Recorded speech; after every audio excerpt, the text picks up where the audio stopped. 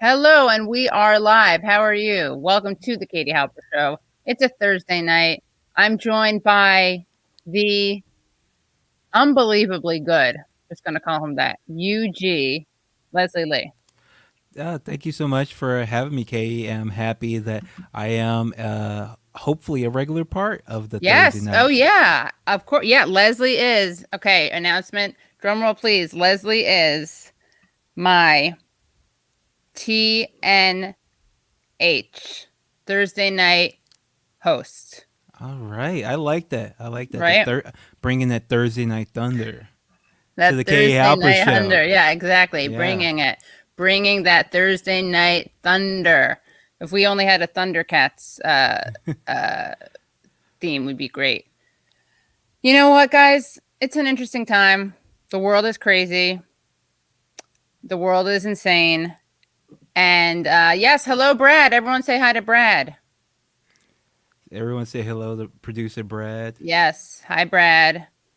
Brad is like an amazing editor. You'll learn more about that as time goes on.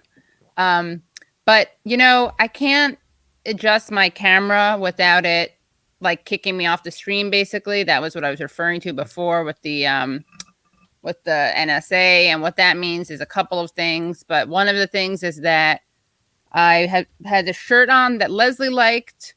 It was a nice color, but it looked a little bat mitzvah momish.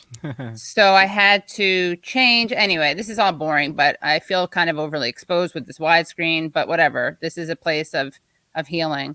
I mean, it looks good. It looks like you're in like a Paul Thomas Anderson movie or something, Royal Tenenbaums or something. One of those really sweet, really, deliberate scenes that he sets up. That's kind of how you look. Yeah. Yeah. And I feel that it's kind of a weird warmth, though, that it's kind of like, I feel like he's pretty like waspy and cool. You know what I mean? Yes. And I'm bringing, so there's a weird, I don't know what the word is, but there's something going on there. There's some warmth.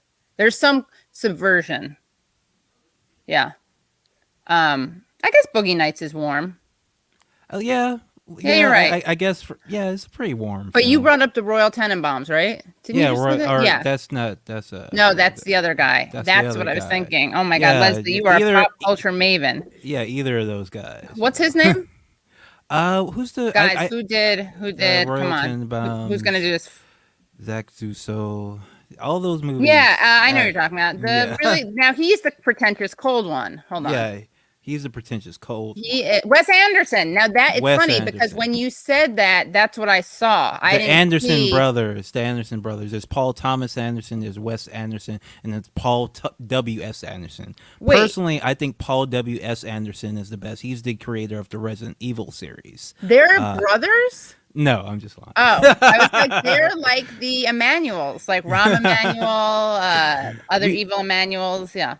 The Olsens, they are the Olsen brothers. Yeah, I like to think of them as brothers. I mean, they're all directors. They might as well be. Yeah. An oath, a brotherhood. Yeah. So, how was your week, Leslie? Oh, it was pretty, how is the week for anybody? It's all anything that's happening it happens to everyone. It's all online. It's all about. I'm pretty excited about the stock market becoming Jokerfied. That's like a yeah. We're gonna talk to guys. We have such great guests on today's show. We're gonna talk to Amber Lee Frost and Daniel Bessner, and then we're gonna be talking to Ed Ongweso, who is just prolific as they come. And he is like the perfect person to be talking right now with us about basically, if you're a labor and tech reporter, which he is, you should just be on air constantly. If you're like a leftist, you should just be there. Just have your camera on.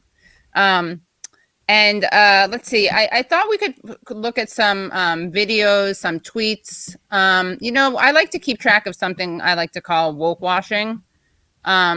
Leslie, you know what I'm talking about, right? We've talked about this before.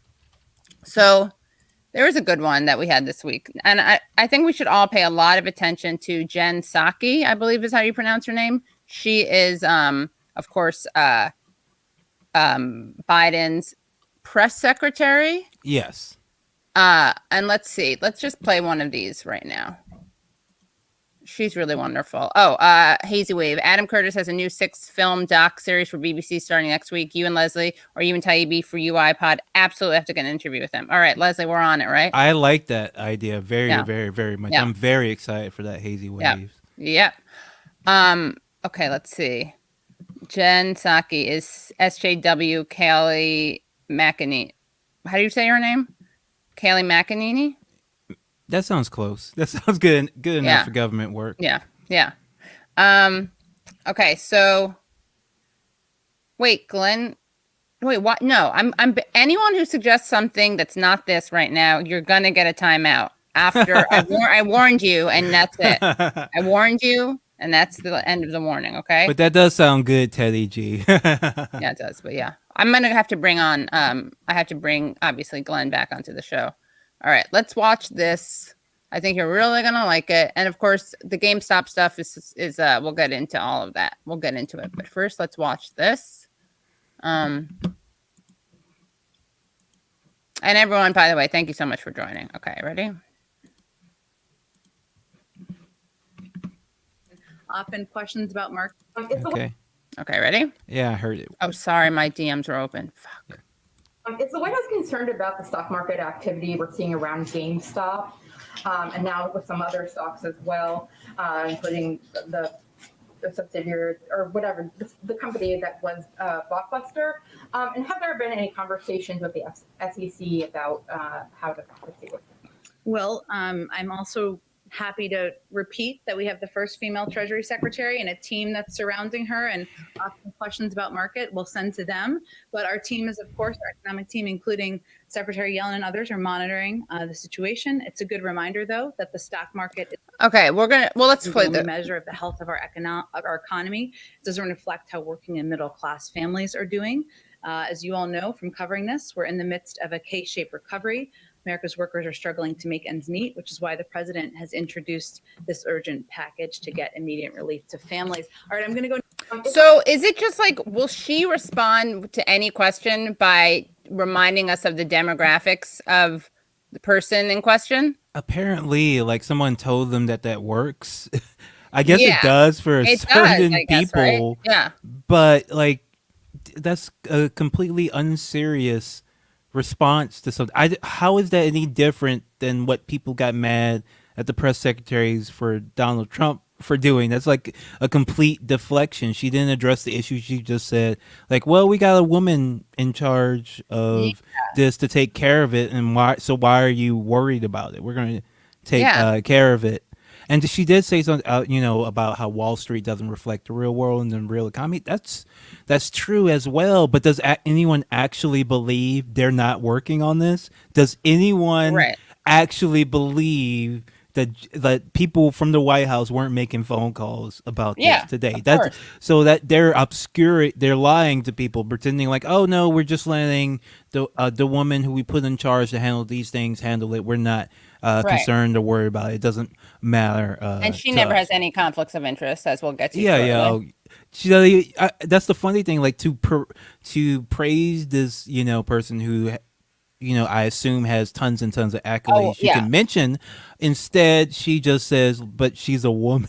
Yeah, I know. It's so. Let's just watch this again, okay? It's the White House activity, and now with some other stocks as well, including the subsidiary or whatever, the company that was Blockbuster. And have there been any conversations with the SEC about how to proceed? Well, I'm also happy to repeat that we have the first female Treasury Secretary and a team that's surrounding her, and often questions about market we'll send to them. I don't even know that's just so embarrassing. It's like, reminder, there's a woman. Yeah. Reminder, Slay Queen. Is it just going to be like, reminder, if they ask a question that's like related to friend of the show, Cedric Richmond, are they going to be like, I'd just like to remind people he's black, and no matter, well, he's the first black such and such. That's what they'll say. Right, the first black, the most influential black staffer, as Jonathan Martin called him. Yeah. Let's see. We got some more, actually. I think we have some more. Oh, you have a super chat. Oh, yeah, please tell me. Oh, you could put it up. Sorry. Let me go back in there. Super chat. Okay.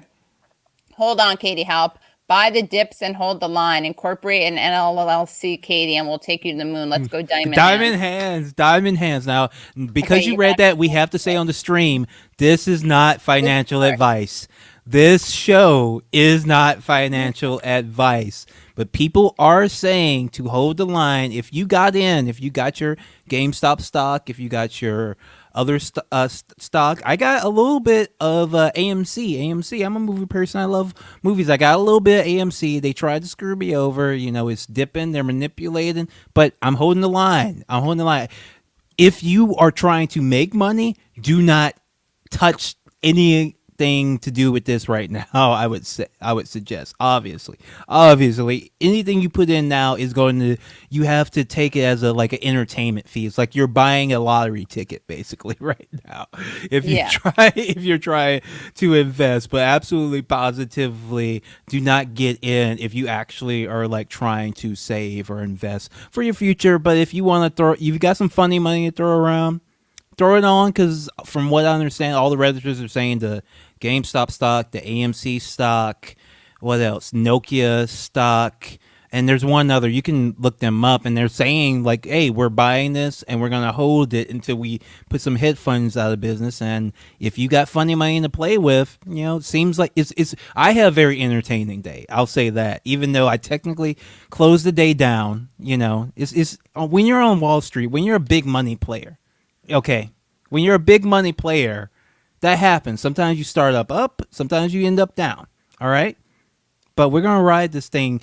Well, I am going to personally ride this thing. I will not give anybody else financial advice about this, though. Right. Are Just we to be going to clear. get removed from, like, are we going to get removed from, okay. All right. I think we're fine. I think we're mostly fine. Okay, good. Phew. All right. Awesome.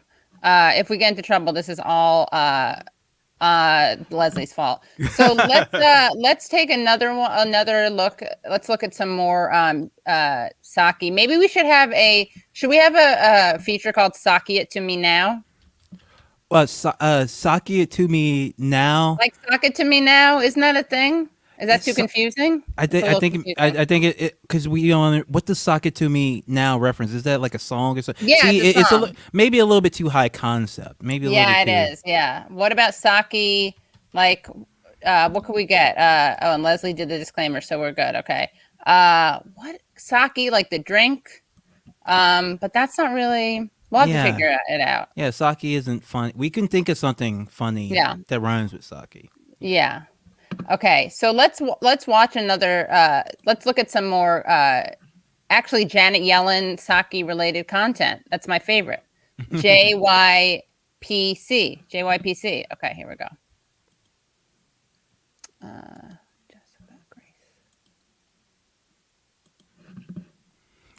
Matt Farr, stock it like it's hot. Yeah, I like you see he's picking up on what I'm putting down. All right. And I had a follow up on the markets, and you can hear, right? Yes. Okay. And I had a follow up on the markets and everything that's happening with GameStop. You did mention, I believe, yesterday that the Treasury Secretary is monitoring the situation and she's kind of on top of it.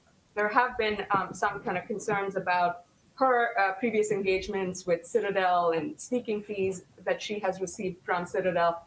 Are there any plans to have her recuse herself from advising the president on GameStop and the whole Robinhood situation? Well, just to be clear, what I said was that we have the Treasury Secretary is now confirmed. Obviously, we have a broad economic team. The SEC put out a statement yesterday that I referred to, but I don't think I have anything more for you on it, other than to say, separate from the GameStop issue, the Secretary of Treasury is one of the world-renowned experts on markets, on the economy. It shouldn't be a surprise to anyone she was paid to give her perspective and advice before she came into office. So, you know what I like about that? This is something that friend of the show, Joshua Bregman, pointed out to me. That's really doing Hillary Clinton dirty. They really are throwing Hillary Clinton under the bus, because when she was busted giving talks, remember, to Goldman Sachs? Yes. No one said, well, she's a real expert. No, not at all. They couldn't even do that. They didn't So, say she was like an expert, so of course her time is worth right. $40,000 Yeah. for an hour. No one said that. They didn't even say it about Obama either. They just like, why are you digging in a black Yeah, man's pockets? exactly. That was the response. It wasn't like, oh no, the talk is actually worth $250,000. Right. It's Right. not about influence or anything like that. Shout out to Phantomus Phanto says, super chat, Leslie is the wolf of Whole Street. Yes, Oh, I am like holding that line. I thought you said Bodie Street. That I Bodie got really Street. excited about. We got to bring her in. And then we have some more Saki content. Hold on. Okay. This is another great one. Everyone's doing all right. Everyone's having a good night. Everyone, thank you again for stopping by. If you're in the chat and you tried to get in the market just because and couldn't get in, let us know. If you're someone who plays the stock market all the time, did you hear about this in time to make like a lot of money? Because that's the people who actually were able to make money. People who heard about this like a week ago were able to actually make some bank. If you just heard about this yesterday or the day before, you probably weren't able to do anything. All right. Except Ready? be entertained. Go ahead all the way in the back. Yeah, hi, congratulations on your new position. Owen Jensen with EWTN Global Catholic Network. Two big concerns for pro-life America. Oh, yes. Hyde Amendment, which of course keeps taxpayer dollars, as you know, from paying for abortions, Medicaid abortions. And the Mexico City policy, which under the previous administration they expanded to keep tax dollars from overseas paying for abortions. So what is President Biden planning on doing? Look at his weird hands. Well, I think we'll have more to say on the Mexico City policy in the coming days. But I will just take the opportunity to remind all of you that he is a devout Catholic and somebody who attends church regularly. He started his day attending church with his family this morning. But I don't have anything more for you. Go ahead all the way in the back. All right. So, guys, it's all good. He's a Catholic. So, but that's like the wrong kind of virtue signaling. That's virtue signaling to the other side. Yeah. Not the side that, people voted for Biden. It's the conservative Catholics that's us saying, oh no, we've got this. We are going to make sure that poor women can afford to get abortions in both America and Mexico. Yeah, exactly. And right. Mexico, we need to make sure that when we give aid to Mexico, that we take the time, money, and effort to prevent those funds from going to any abortions. Absolutely, we want forced pregnancies in the United States, in Mexico. A NATO of abuse and exploitation of women. Exactly. The most vulnerable women. Right, of course. A NATO of like Handmaid's Tale NATO. Yes. NATO Maiden's Tale. Yeah. A couple of super chats. Yeah. David. Crooked Hillary, lock her up, and boom. What is this? Is this like Obama? I know, but what is this so he doesn't get thrown off by the But they're always watching. They're always watching. True. Yeah. Boomer are friends of Trumpster and Bush crime family. Now, what can you say if no matter what side of the politics you're on, you gotta hand it to that comment. He hits them all. He hits them all. Crooked Hillary is a Trump and Obama are right wing slurs, but he calls Trumpster and the Bush crime family. He doesn't like anybody. Yeah, David doesn't like anybody. He is ruthless, and he's taking no prisoners. Yeah. And he's calling the shots. He's calling it like he sees them. Yeah. Ryan says sake bombs. I like that. That's a good one. That's a good one. Right? That's is that really for whenever good. she says that someone's a woman or Biden's Catholic? Yeah, that's a good one. That's a good one. It takes right? a second to get, but I think pretty good. Yeah. I think. Yeah.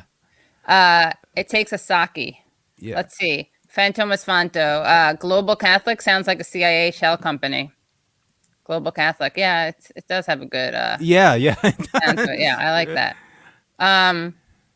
Let's see. Teddy G bets that $500 Saki will be gone before the end of 2021. I think that's fairly safe bet. These they go through these press secretaries, and Yeah. she doesn't actually seem that good too. So that's like, I think that's a fairly safe bet that she's not good, and also press secretaries change. Yeah, they Fairly do. regularly. Yeah, seasons change.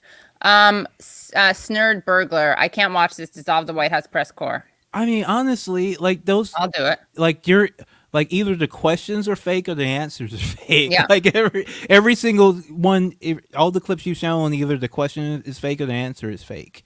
You know, so I don't know what will really be lost if you dissolve them. I gotta say, I really do like her red hair. I used to always want red hair when I was younger. Oh, really? Yeah, yeah. I mean, she's very appealing. You know what I mean? Like, I have to admit, she has good energy. She has like, there's something wholesome about her. Again, that may be my red hair bias. Yeah, I don't My really feel RHB. it when she's like is so quick to jump into some absolute positive bullshit that she knows is bullshit, right? I know, Like she yeah. knows it's bullshit to say that, you know, we have a woman running things now. Like she I know. It makes me knows wish that. she had said that. It makes me wish she just said he's Catholic to everything. Yeah. Yeah. Let's see. Okay. What else do we have? Oh, you know what? Let's go to the other side of the pond and let's show you some terrible stuff that Republicans have said. Cool? That's a good Yeah. idea, right? All right, awesome. All right. Oh God, this is great. Where's this one? Okay, this is a good one. You know who I really like? Dan Crenshaw. Do you remember that ridiculous video he made? Oh, the Avenger. Which one? He made multiple. Oh my God. Where he was like gonna kill some people. He was walking around with two people. Do you know what I'm talking about? Yeah. The Avengers. Is that the Avengers one or I know he made two. I know saw he it. made. We watched it with Jack. Yeah, I think I remember that one. Yes. I saw both of them. Yeah, I seen all of his. All of his Seen hits. stuff. I didn't want to. I hate that guy so much. He sucks so funny. bad. I know, but he's so funny.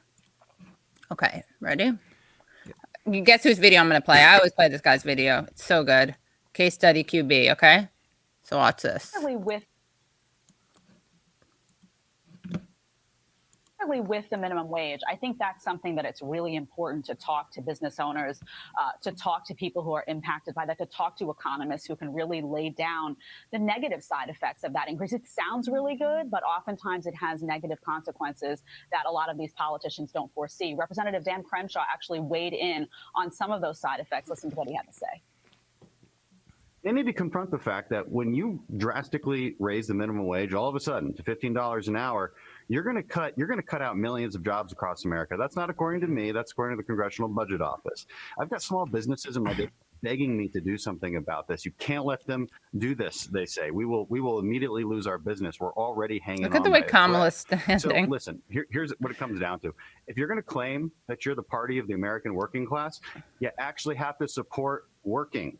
All right, that's a requirement to be a working class party. And they just want. Isn't that good, Leslie? I Listen to hate this. Ready? Man. Here's what it comes down to. If you're going to claim that you're the party of the American working class, you actually have to support working. All right, that's a requirement to be a working class party. And they just won't do that. They're going to keep talking about unity, but they don't want to unify behind anything that the American working class might actually want.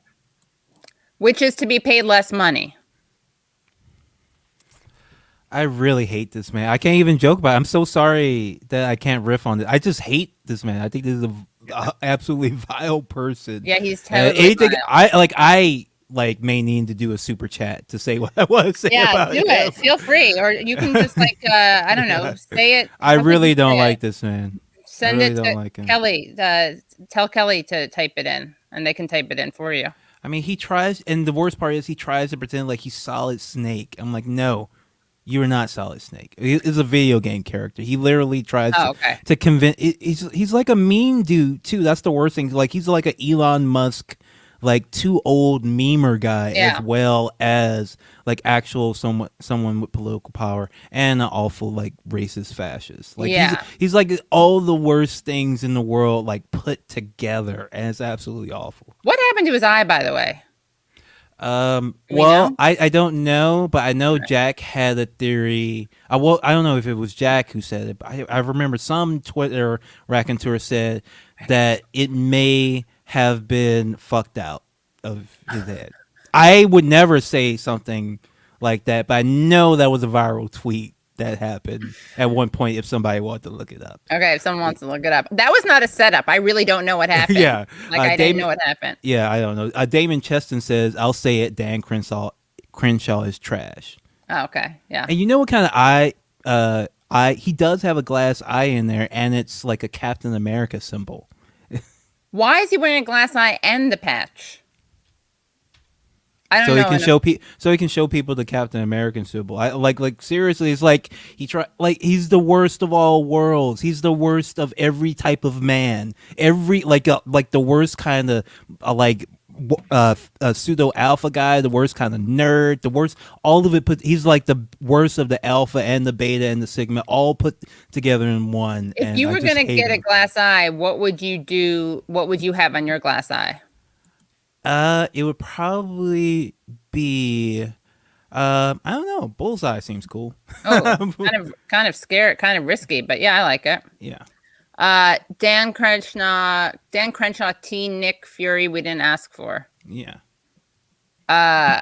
What do you mean? Am I joking about the eye? No, I don't know what happened to him. Was it in the army, the military? I have a feeling a lot of people are going to get upset about me. I don't care. Well, the funny thing is, this already happened. This is how he ended up on SNL because Pete Davidson, right? The one who has all the tattoos and has a tattoo of Ruth Bader Ginsburg made fun of his eye on SNL. Because he said he looks like a 70s porn star, like a very gentle joke. Right.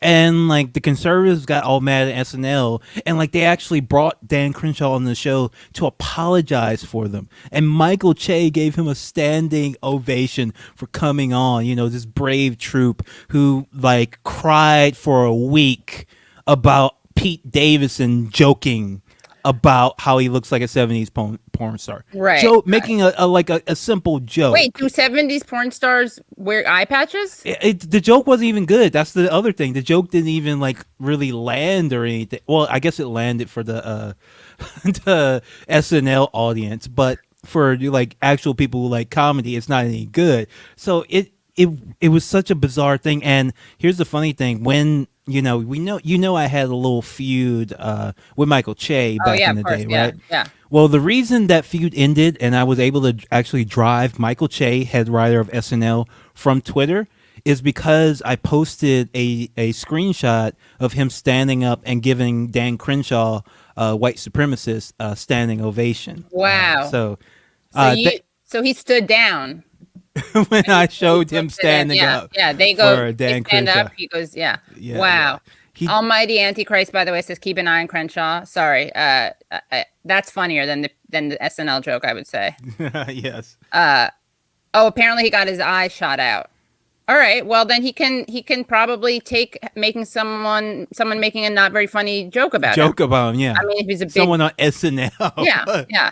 People Pete are warning Davidson. me. I'm gonna get. People are warning me that I'm gonna get canceled because I said it. Oh, who gives a shit? I mean, I wasn't mocking him. It was a point of information. I literally didn't know what happened. Yeah, you didn't know his eye. Yeah. Yeah. Although I did highlight a kind of, I guess that's an ableist joke. Keep an eye on Crenshaw, but it was cute dad joke.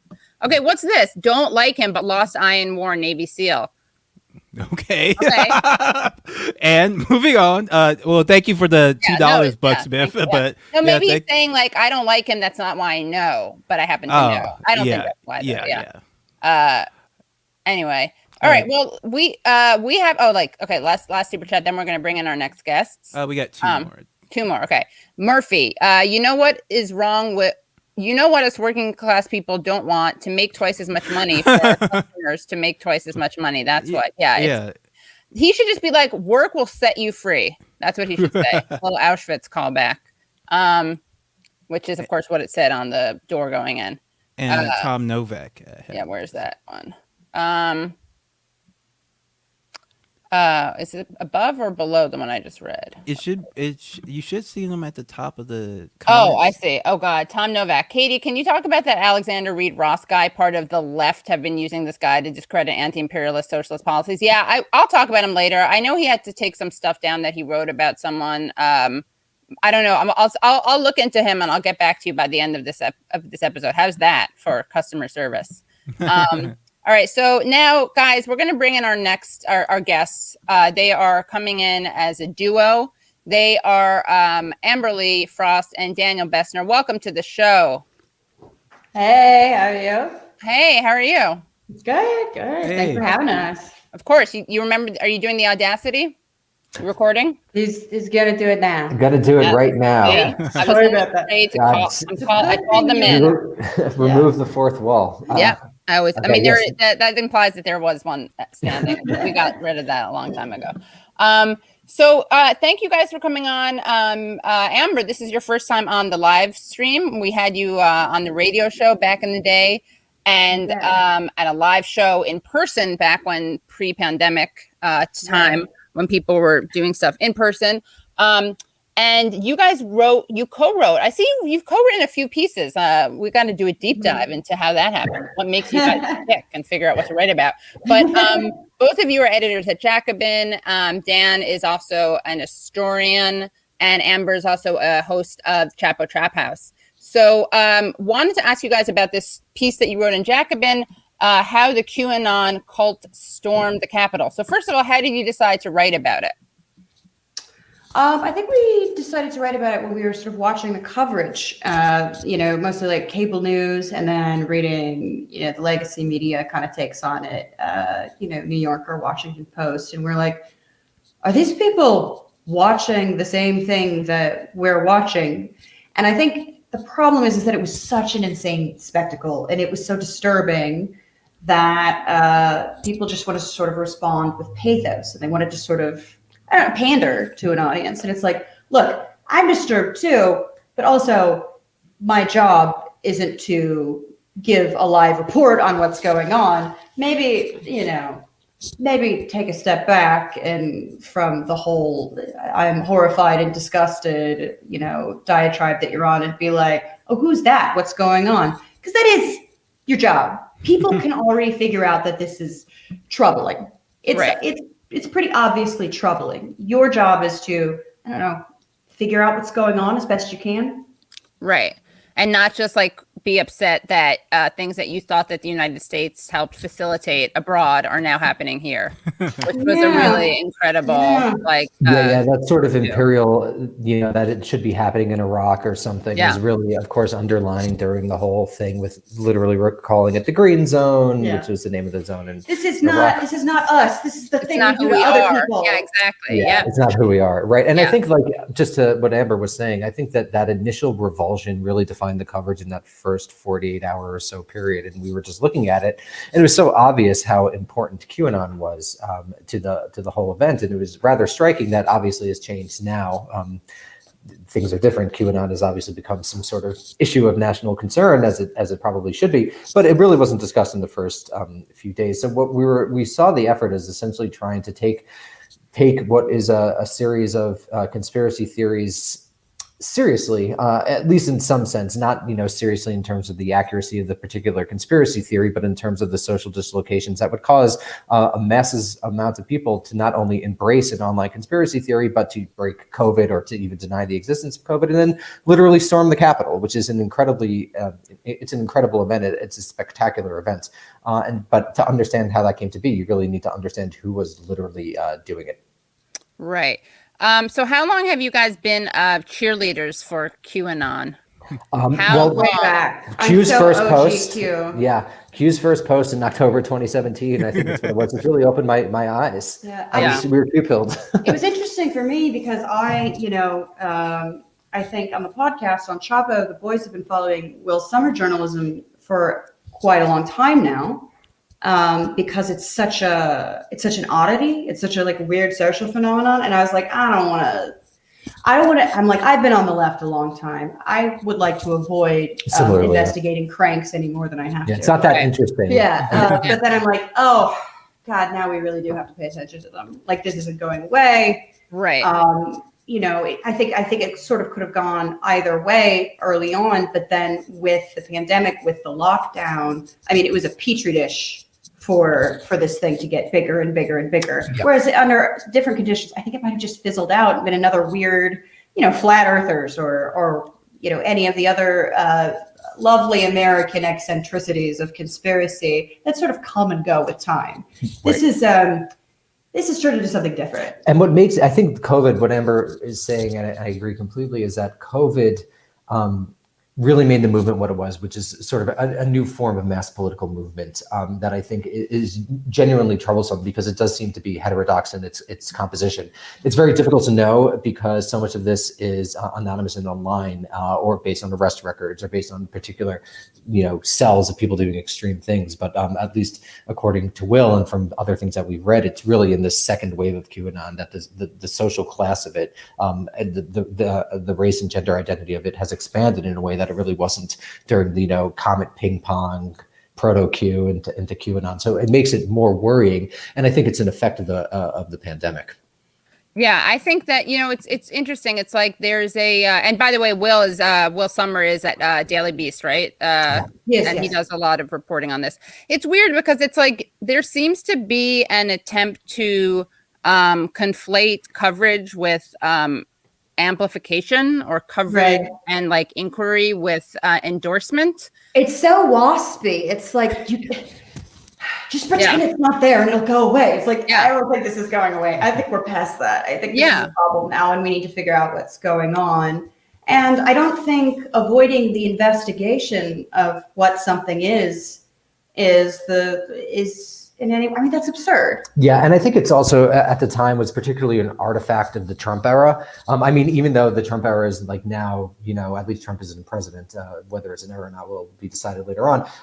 Those sort of last months since the election have been like incredibly heightened. They were a very heightened 8 weeks of politics. So this kind of coming at the end of it and really being the apotheosis of it now in retrospect, I think really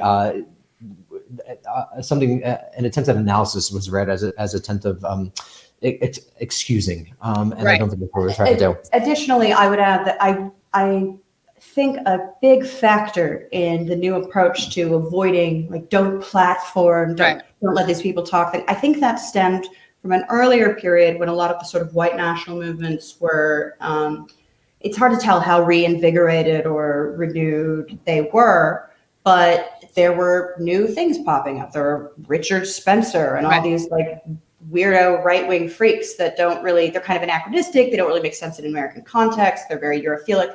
And the press was covering them like celebrity profiles. And after these people developed sort of following and these, legacy media was doing basically like press releases for like Richard Spencer, like Mother Jones is the famous one. The dapper absolutely. new young white nationalist. Exactly. So absurd it got mocked in a video game. Yes, exactly. It was like, and I think they feel guilty. Yes. I think they feel guilty. And they're like, oh shit, we don't want to do that again. It's like, no, we don't want you to not talk about it.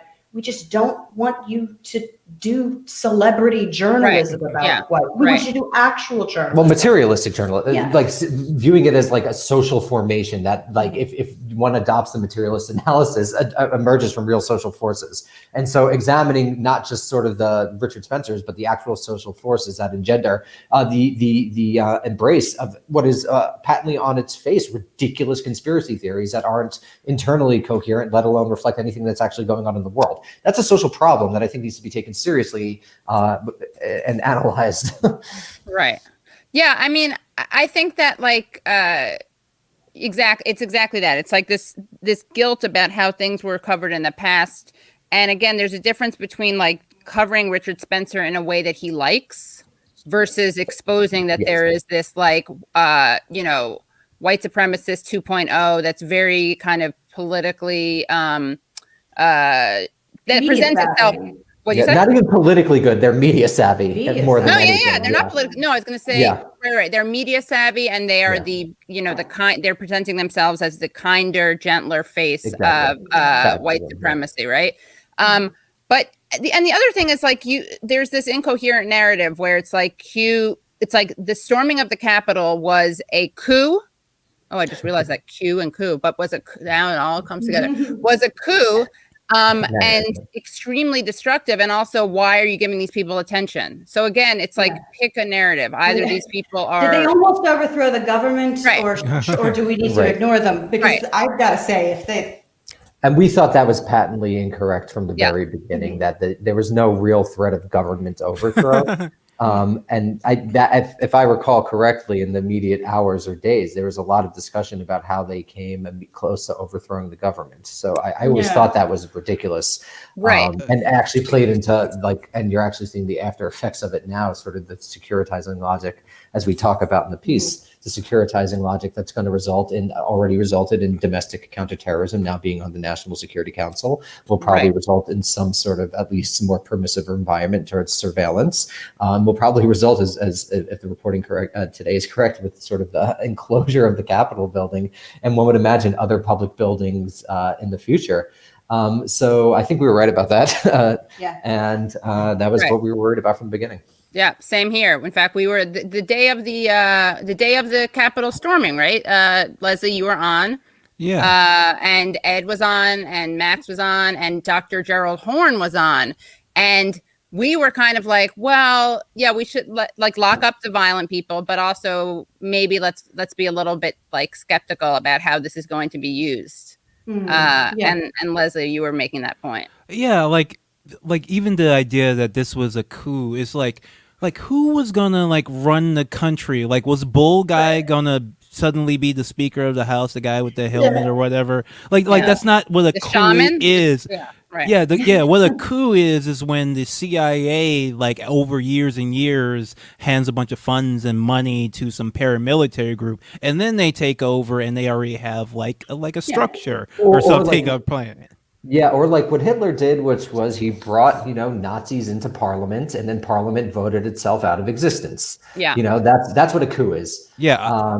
So I think it's from the beginning, that was clearly not the case. And so that type of hysterical reaction was really problematic, because I think maybe all of us on this chat, as Amber put it once, were like babies of 9/11. So this will always be sort of on the lookout for the expansion and the erosion of civil liberties, which just seems to not be a concern for a lot of people in the mainstream media in a real way, probably because they won't be the people being monitored.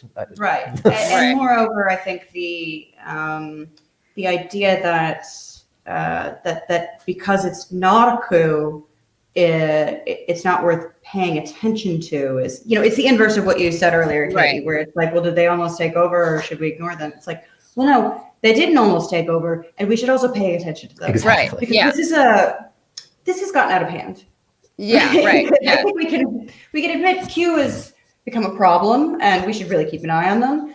And I don't think misdiagnosing them or misstating their threat is going to do anything to stave off their growth, their expansion, or their potential destructive force.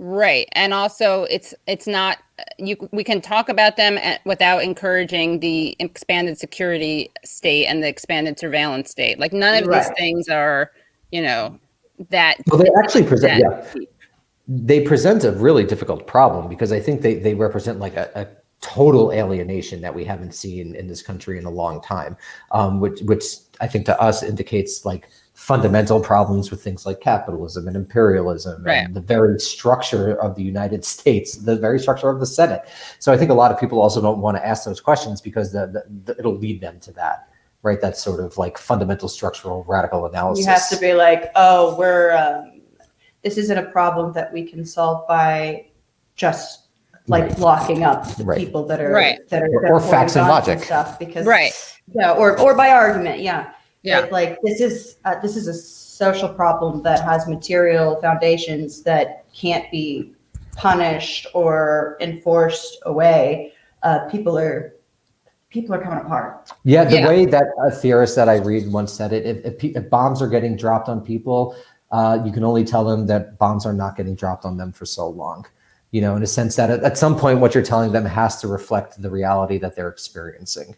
And so I think that a lot of people don't want to confront the reality that engenders such a crazy right-wing conspiracy theory like QAnon, which is so bizarre on its face.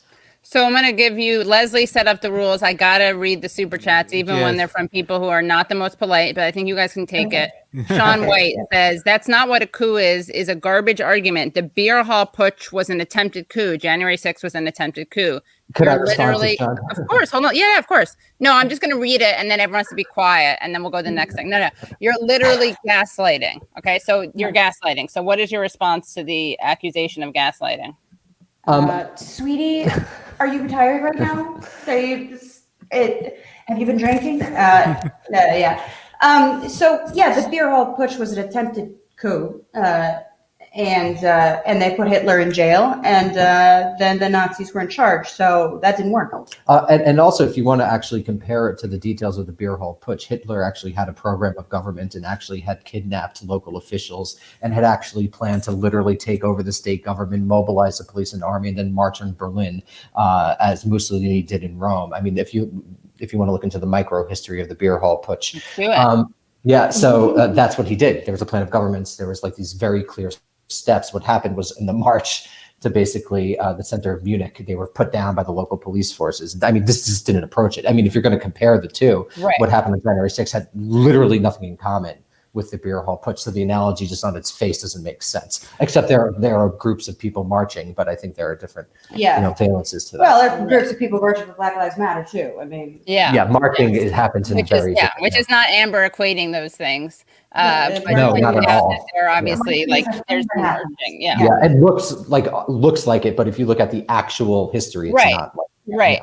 Also, crap, I just came into my head. You were saying it's not actually. Oh, well, was it? I can't remember if you guys wrote this, and I apologize. Was it in your piece that you're saying that they don't see the government? It's a sign that they see legitimacy in the current government or the up until now current government.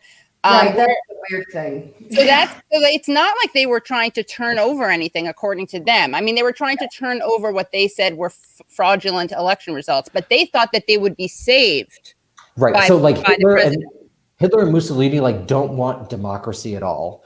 That's not what was happening on January 6th, right? They thought they were enforcing the true democracy. Now, of course, there are elements of fascism that say the true will of the people, but that was they weren't saying that. They weren't saying we lost and the true will of the people will be expressed. They're saying the institutions worked, you're lying, which is actually a different quality of argument. I mean, it gets into details. Their idea of what they're doing is not correct. It's not correct. Of course, right. They're not democracy, and Q is fundamentally weirdly anti-elitist, but also anti-authoritarian in a weird way. So guess what? It's not very coherent.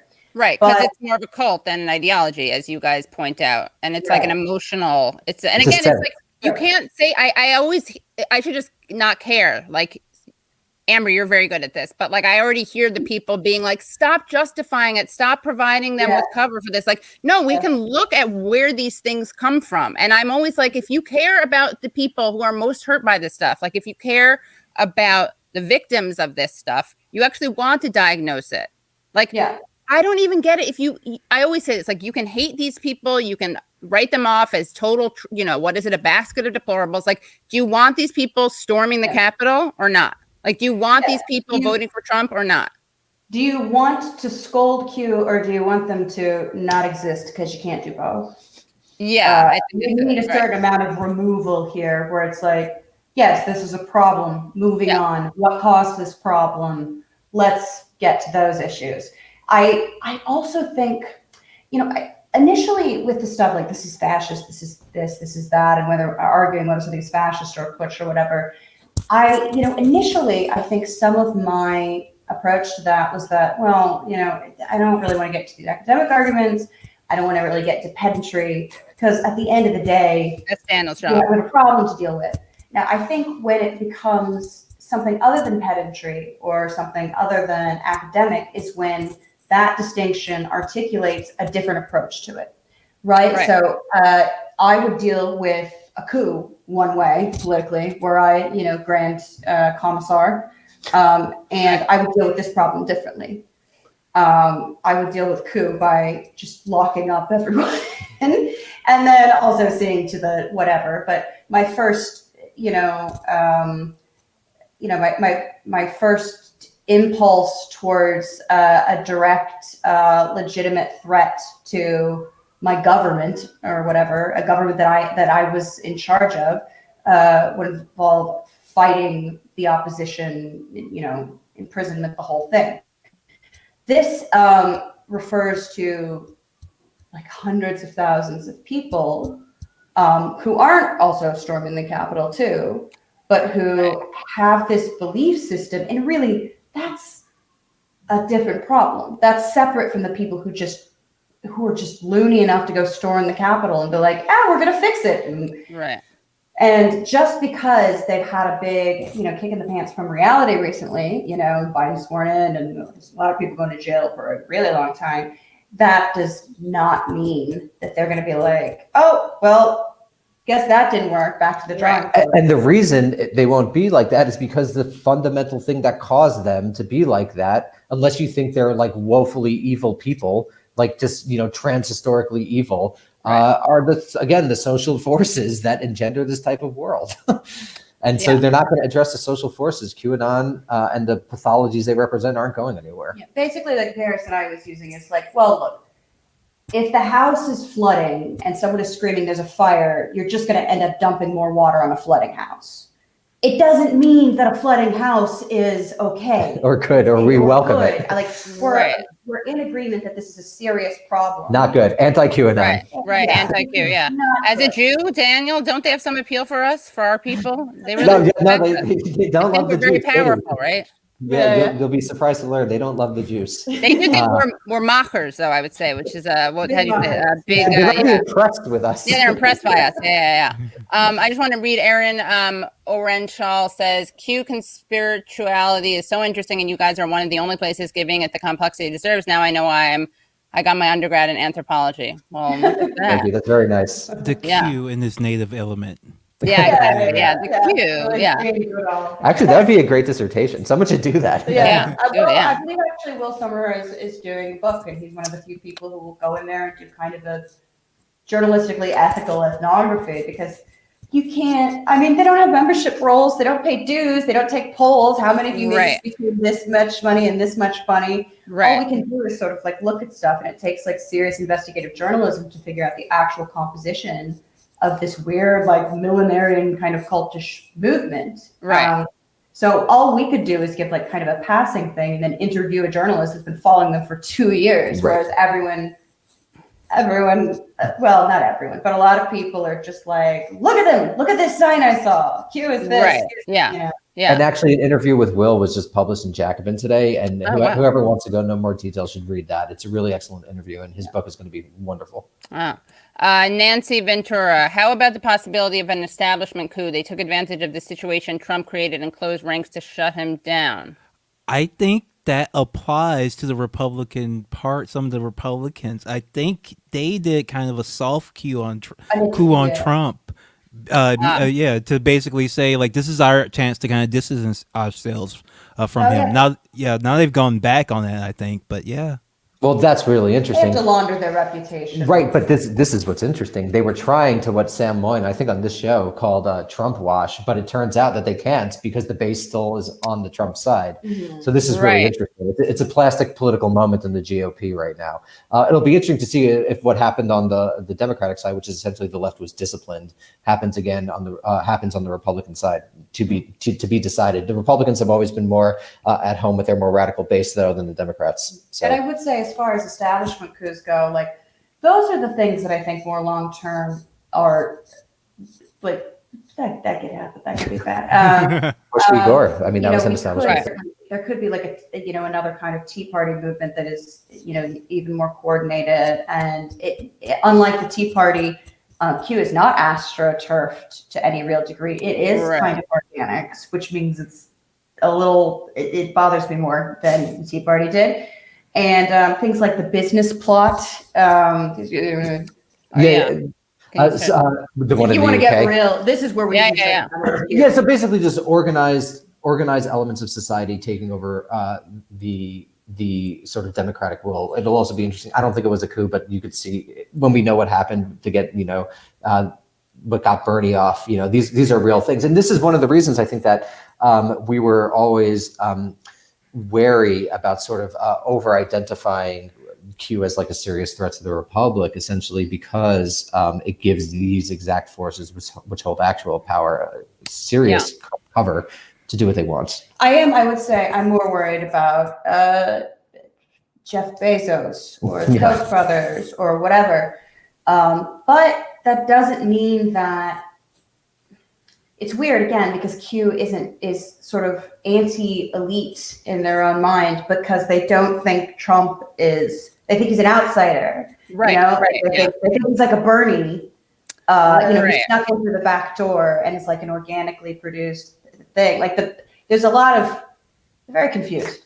Well, you leave it at that. They're very confused. But I still think the larger threats come from the same old things. I think they come from capital. As far as violence, domestic violence goes, the things that I am worried about in terms of Q that I think people would recognize most of are, embedded. There's people in the militia movement. The militia movement it's been decimated since the 90s, but there's still a lot of guns floating around in this country. There's a lot of sick, dislocated people. I wouldn't want anyone to get the impression that we don't think that there are genuine threats going on. But the idea that I don't know, that QAnon is going to instate a puppet government is not the thing that we need to be looking at. Right. They can't do anything right.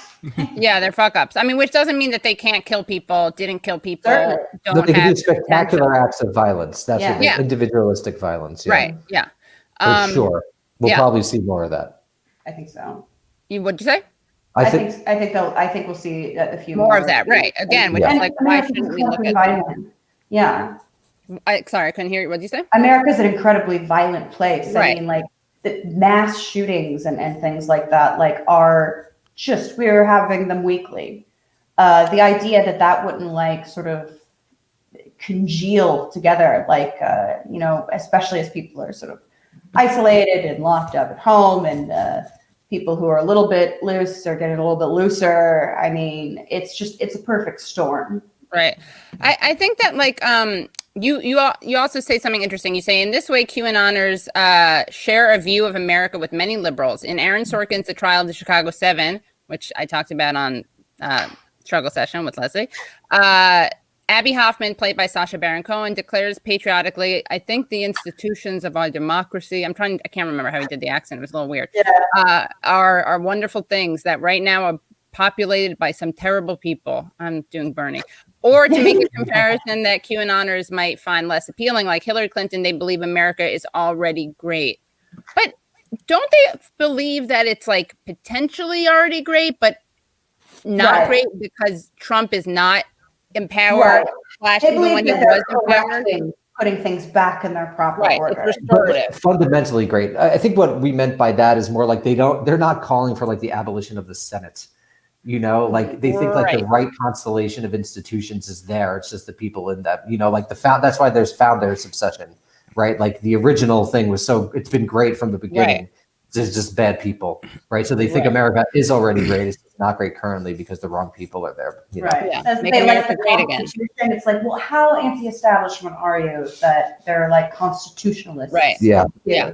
Yeah. So it's a weird way of being a rebel and a conservative, being anti-elitist, but also very authoritarian. It does not fit. And this, as a historian, this is actually something that's been, interesting for American radical politics since the beginning of the Republic. It's actually founded in an anti-colonial revolution, but then there's this extreme conservatism of the actually existing American state, and so you wind up having revolutionary sentiment being channeled into hyper-conservative, even reactionary projects, which is almost unique a little bit to this country until the 20th century, when that sort of politics was adopted by mass movements throughout the world. On all sides of the political spectrum. And Leslie, do you have something to? Oh, you have a big super chat there. Oh, yeah, thank you. Yeah, make mindfulness who moved my cheese. Yeah, and we did talk about this. Leslie, you and I talked about this with Matt Christman on the same episode where we subjected him to Hillary Clinton saying she wanted to see Trump's phone logs to see if he was on the phone with Putin during the storming of the Capitol. Oh my God. Yeah, And I Nancy did. Pelosi co-signed that and then was like, well, you remember what I said to Trump that day I was wearing my blue suit and I was so rude to him? Like she said those things out loud. Yeah, that's just like the most telling on yourself kind of No. like that. No, that doesn't make you look good. That Right. makes you look bad. And Remember, I just feel gave you like, that purely performative bullshit that means Yeah, nothing, yeah. does nothing. Yeah, Leslie, Yeah. Leslie was very committed to sharing that. Yeah, I was That's very amazing. upset. I mean, especially like with your article where you're trying to take this seriously and people accused you of not taking the threat seriously. Now Nancy Pelosi is like talking about the Russians. Like that's taking it the most. She might as well have said like Thanos was behind this. So like that's how seriously she took it. Yeah. Well, that's a very fun narrative for liberals too, because it's like, look, there are all these bad people, and they're bad. We need to get them because they're bad, and it's kind of a very antisocial thing. One of the things that we're very disturbed by is the general mistrust that's like just kind of socially ambient. I mean, it's there's kind of a weird McCarthyite thing to it, except the problem is that there really are, you know, political enemies like domestically that have very, very, very different projects. And they're hostile and crazy and believe insane things. But at the same time, I don't know how we're going to fix a problem like that by putting it in a moral framework. Right. Yeah. Right. Like, what are you going to do? You got to lock them all up? Because there's a lot. Even in America, I don't think we have the space. Like prison capital. Yeah. So the comment was Matt Christman argues the American dream is being played out, that the petit bourgeois are being annihilated by Wall Street global finance, just like union workers have for 40 years. With atomization and no labor law enforcement, how can this end well? Thank you, McMindfulness, move my cheese. Any insights? I don't think it'll end well. Yeah. I think that's what Matt's implying. That's right. Yeah, it sounds about right. Yeah. It doesn't look like it's ending well. I mean, like, that's the thing. As long as this trajectory does not end well, there's nothing that says we're not hopeless. There's nothing that says we can't like change the trajectory. But if we're going to do that, we have to look like very seriously at what's going on right now and where popular sentiments are lining up. Yeah. And we have to be able to do that in an intellectually honest fashion. And I think this is like something that online and social media doesn't necessarily promote, but it's actually really important to be a force in politics, is to have open discussions about things. And I think that hopefully, you know, examining these things from a serious perspective will engender that, because we will not win and we will, as human beings, lose if we don't have these sorts of open intellectual discussions in an honest fashion. Mm-hmm. And also, I think there's one thing that people were saying. They're like, well, you know, they're going to go, what if they say dormant? They're like, Q is going to go dormant. And it's like, well, we're all dormant Q. Like, not to be that, but it's like, we contain multiple. Like a flare-up, yeah. Like HPV, HPQ. Right, like under conditions, people turn into something. Yes, that's what Marxists believe. And it can be a good thing or it can be a bad thing. So unless you have some kind of innate or biological belief that there's like a QAnon gene or something, it's like, well, there are conditions that are producing this, and it is not going to go away without changing those conditions. I think there's a thing to remember. It's like, look, we are all dormant Q. We are all dormant revolutionaries. We would all do the worst thing under the worst conditions and the best thing under the conditions that, you know, encourage the better angels of our nature. The idea is to create a society that doesn't crack people's brains so they do crazy shit. Yeah, and I do think that we can, like, there is a moral, I mean, I'm driven by a moral code, an ethical code, like a sense of right and wrong. Right. That's very different from saying that that's how we need to present it to the people we are trying to either convince or get to not vote for Trump or get to not be in Q, right? Like I think they're moral too. That's the thing. They think they're moral too. They think what they are doing is saving children from a pedophile cabal. Right. They think that they are, you know, Also, that because the they're president stopping told them, we can't blood forget this. drinking, you know, Right. blood Right. drinking, you know, they think that these are, I mean, again, that's the whole thing, is that the road to hell is paved with good intentions, etc. But, you know, you take a moral stance and then you work to try to construct a world or a vision or a political agenda that creates a more moral world. You can't really do that by just being like, well, all those people are bad. It's like, well, have you noticed, if that's your definition, that there's been a huge explosion of bad people lately? But is it the water? Is this a birth effect? Is it pollution? Is it 5G? Like, clearly something's going on. Yeah, it's almost ahistorical. I think that's our fundamental problem with it. It's ahistorical. And if you don't understand history, you won't understand anything. Right. But it's true that, I mean, anyone, like any basic, like leftist, I mean, looks at how, like with, okay, this is, I keep thinking about this with the, you know, the mocking of the economic anxiety. No one's saying like any person who struggles economically will turn racist. And then people are always like, well, why do black people who face economic anxiety not become Trump voters? It's like, really? Like, because that's not how racism works. Like, it's not like, it doesn't apply to everyone the same way. Yeah. But also, black people are black people in America, which consists of a different set of experience and conditions. Yeah. Right, which does not, so they don't all start hating black people when they go through. I mean, there's that too. There's some. There's some. And that's another thing that no one really wants to deal with, by the way, is the fact that this isn't quite as white as a movement as like the you know, the like Robin, what's her name, D'Angelo's of the world was like presented as. But I just think that, you know, like with isn't there consensus that like the economic conditions that face the Weimar Republic contributed to the rise of the Nazis? Like, one would think, of course, in 30 years, people are going to look back. Of course, you know, imagine if you're looking back from 2100 and you're looking at this phenomenon. Are you going to say there was no economic cause to it? Right. I mean, it's absolutely ridiculous. Everyone just got bad all of a sudden. Yeah, it's ahistorical. And we're not saying that's the only cause of it, or that's the only cause of the particular forms it took. America has a particular history of racism, obviously, and xenophobia and anti-immigrant sentiment, and these are channeled in particular ways, and they're picked up on by certain people at certain moments and not emphasized by certain people at other moments. And you have to look at what's actually happening in history. And frankly, I think everyone who made that critique knows we know that and knows we think that, and it's just a bad faith critique. Yeah. That's a lot of it, actually, because also we're all branding and we're all like searching for likes, and we're all like situating ourselves around Jacobin, which has become totemic on the American left because it's like the totem that people rail against. And we have no power, so we're like, that's the bad guy. It's like, you know, there are like 300 of us. And we also, you know how many more people are like the idea of what they think QAnon is than like the idea of what they think the left is? Literally tens of millions. Not good. Not good. Yeah. So if you can you give a summary of like how big of a presence they are and what their ideas are? And like even me asking that, I'm like, people are going to say I'm like fetishizing by asking what they are, but like, why can't we talk about them? We talk about the Nazis. Like we talk about what the Nazis believe.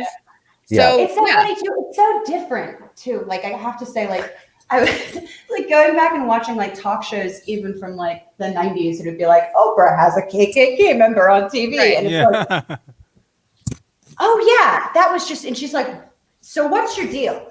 Right. And no one was like, why are you platforming? Yeah, right. She's like, look, I'm just making TV. And nobody watched Oprah and thought, oh, that's a good idea. Maybe I'll buy a hood. And QAnon is way bigger than the KKK. And like, the people are smarter than that. And our perspective is to treat people like they're smart and to say like, yeah, your curiosity about these people is a good impulse. Yeah. There's certainly a kind of sensationalist reportage of right-wing movements that can be very kind of like boogeyman and like, you know, less about informing people and more about scaring people or titillating them. I don't support that either, but like, this is like millions of people now. Like, of course you're curious about them. They stormed the Capitol. I want to know who these people are, what they want. Reminder, who they are is a lot of different things, and what they want is a lot of weird things.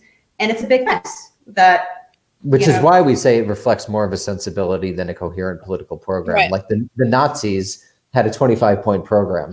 There's no 25-point QAnon program.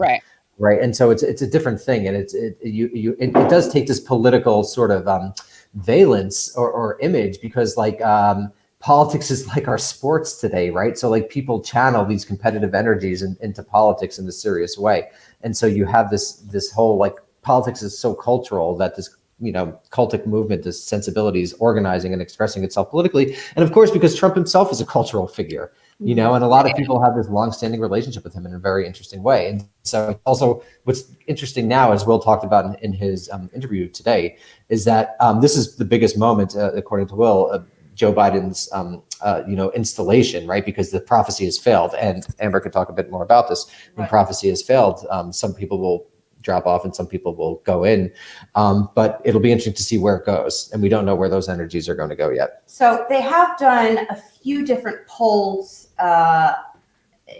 with Republican Party members and Republican voters and things like this. Like, how do you feel about Q?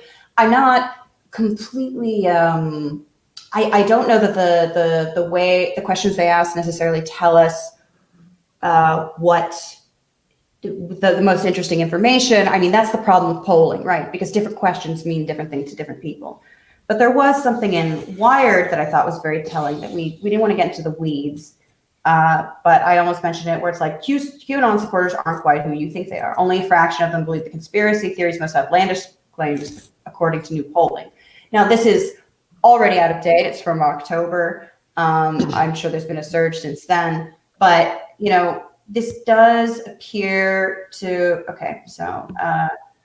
So let me just read. David says Russia Gators are left Q. Okay, sorry. Sure. Yeah, I mean, we live in a conspiratorial moment. That's the other thing too, is that I think people don't really like thinking about Q as sort of a cult, because that it would make their beliefs look at their own and examine. Like what are James Comey and Robert Miller, but like literal cultic godheads who failed, prophets who failed. So, literally. A bunch out of this poll, and again, it could be completely different, out of date now, but it's like the highest polling statement was Democratic politicians and Hollywood stars are part of a global network that tortures and sexually abuses children in satanic rituals. 62% of QAnoners rated that as definitely or probably true. The other three QAnon theories, Trump was preparing mass arrests, Mueller was secretly ordered by Trump to investigate pedophiles, registered between 44 and 54%. But these overstate the level of belief because they asked a large number of QAnon supporters, it turned out, were rating as true statements they were encountering for the first time. So the polling itself was introducing an idea. Right. And then there's an entire field of sociology dedicated to how can we possibly get information from people, because the actual act of studying them changes their behavior. So it's a mess. It's really difficult to figure out who they are, what they believe, and there isn't really a they, there's even less of a coherent they moving on. Like, there are people in Q who, are like, oh yeah, I'm QAnon, or wouldn't even identify as QAnon, but are repeating things that specifically came from Q boards and nowhere else, who don't believe satanic ritual pedophiles or whatever. There are ones that are just, it's about the new Danny's mom is Q adjacent, but she's also Jewish. She doesn't believe there's was mom yours? For later. No, she's not. She's not. No, but if you look at QAnon, yeah. It looks like, if you look at someone who thinks that I guess a part would be the idea that they're Russiagate stuff, or they're covering up this kind of activity, right, or the Democrats are doing this, or the deep state, or something like that. Look at Epstein. I mean, right. Epstein. I was accused of being anti-Semitic for including that. But that doesn't mean lizard people. Right. That's right. That's a completely right. Yeah. There are the thing is, there are conspiracies. So sometimes conspiracy theories are just describing what is so. Right. And also the language you use to consolidate them makes them sound more conspiratorial than there was this guy that put all these girls on a plane that were underage and took their passports. That is and everyone kept it a secret. Right. And a lot of That's famous, horrifying. like polite society, powerful people were on those planes too. Like that Right. doesn't, yeah. So to yeah. say that is like people who are associated with that would be like, yeah, Q. Like people who are like, that's horrifying. It's like, no, that just happened. Right. Like, and then it gets really weird because he like died in prison and we don't know why. And then Yeah. that puts people in all kinds of weird things.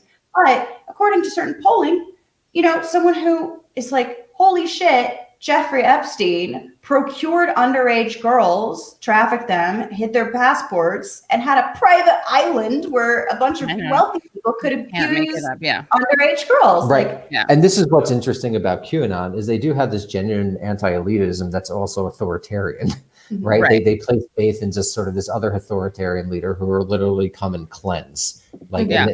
and that's what they call the storm, right? And they use that sort of Noahide, as we say in the field of biblical studies imagery, to, you know, this flood, you know, there'll be before and there'll be the after, like the storm. And, Yeah. and so it's literally an eschatological millenarian belief. Right. Is that properly political? I have my doubts, but Right. TBD. I mean, Well, they could be it- channeled politically. it could be like that's the issue. That's we the have, scary is that, like part, all yeah. of these people are paranoid, terrified. They know about a few awful things that happened. Maybe they understand them. Maybe they say Right. that there's, you know, maybe it turns into Pizzagate or goes in a weird direction or whatever.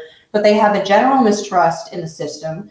They incorporate that with weird ideas and explanations that don't really make any sense, but can be also bolstered with kind of fabricated online Right. sources. Like, Right. And those ideas, of course, build from American reactionary traditions of racism and anti-Semitism and xenophobia, Yeah. right? They take that form you gotta hit the classics. Right. and they Yeah. incorporate Right. them. Yeah.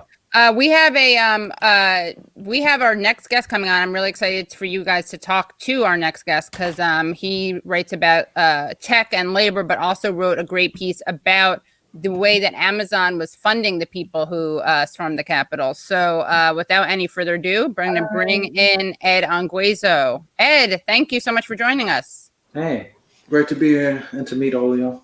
Yeah. Hi. Hey, Ed, how's it going? Good to see you again. Good to see you And too. Ed is not, in addition to being a great labor journalist, I also want to share a tweet that he posted. First of all, he's the one who trolled April Ryan, right? When he said that when the Biden's video where he was telling Black leaders how great he was for them and how he's extremely optimistic because What do they you want were from me? yeah. And they're biracial commercials now, which gives him extreme optimism. Ed, you tweeted something about how, you know, these have to be released during. Oh, Ed, can you record yourself? I don't know if you saw an email. Sorry, just to break the fourth wall. Do you have a voice memo thing or Yeah. Audacity or QuickTime or whatever? Yeah, great, awesome. So I'm gonna mute you while you're doing that. So there's a noise. Oh, I can read a super chat while great. it's getting set up. 78% of Democrats believe not only that Russia interfered in the election, but changed the outcome, denying Hillary Right. Clinton the presidency from David. Right. There's a broad mistrust from everyone of media sources and of American institutions. The difference is which liars your party tells you to believe. Yeah. Which is a problem because there is such a thing as a truth, and knowing it is kind of important. Yeah, I Right, like the thing that strikes me about the QAnon or any other like these conspiracy theories, like you can't interact with someone who believes this. You live in a fundamentally different on these, you know, issues. If you start talking politics with them, Joseph in the super chat says, "I have a family member who believes almost all of the Q stuff, but has never heard of Q." Yes, that's the huge thing is that people don't have the source. So I have family. We're joking when we say like, oh, all our family are Q. But it's like you have family members that believe some aspect of something that is true that may or may not be mixed with a theory, shall we say. And they don't know where that theory came from because this stuff has been passed. I mean, that's the internet too. They're getting this from all of these things. So they're not going like, wait, where did this factoid come from? Where did this come from? I mean, the number of Photoshops and things like that, the number of people who are like, don't question a Photoshop. because the way we interact with the internet is very different. And people are like, well, I can't trust the news. I have this new source of media. Or there's people, I can trust the news. Anderson Cooper knows exactly Rachel Maddow knows the truth about Russia. People are looking for someone who they can trust. And they don't necessarily think that they're like people who are interested in Q-related theories don't necessarily realize that the source material for their information was like an anonymous 4chan account.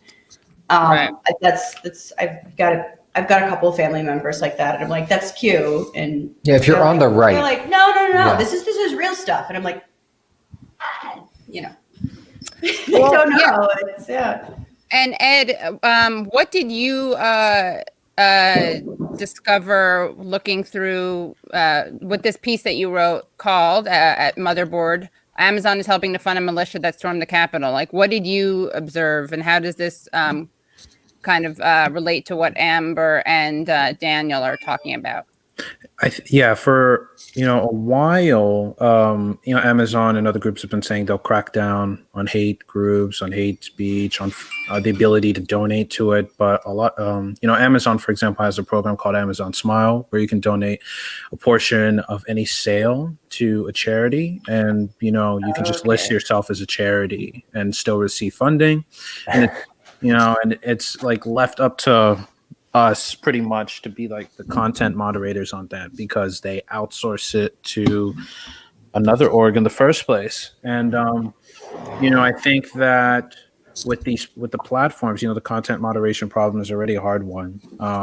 But I know, like, especially in the immediacy of the discussions about what happened on January 6th, I think also like a lot of people began to lean on the platforms as a catch-all explanation, which does not speak to like, as you guys dive into in your piece, like what the actual ideas at work are and what they connect to and why they took root, among people. There are all sorts of ideas that never spread on digital platforms. What is the reason why this expansive far-right conspiracy did?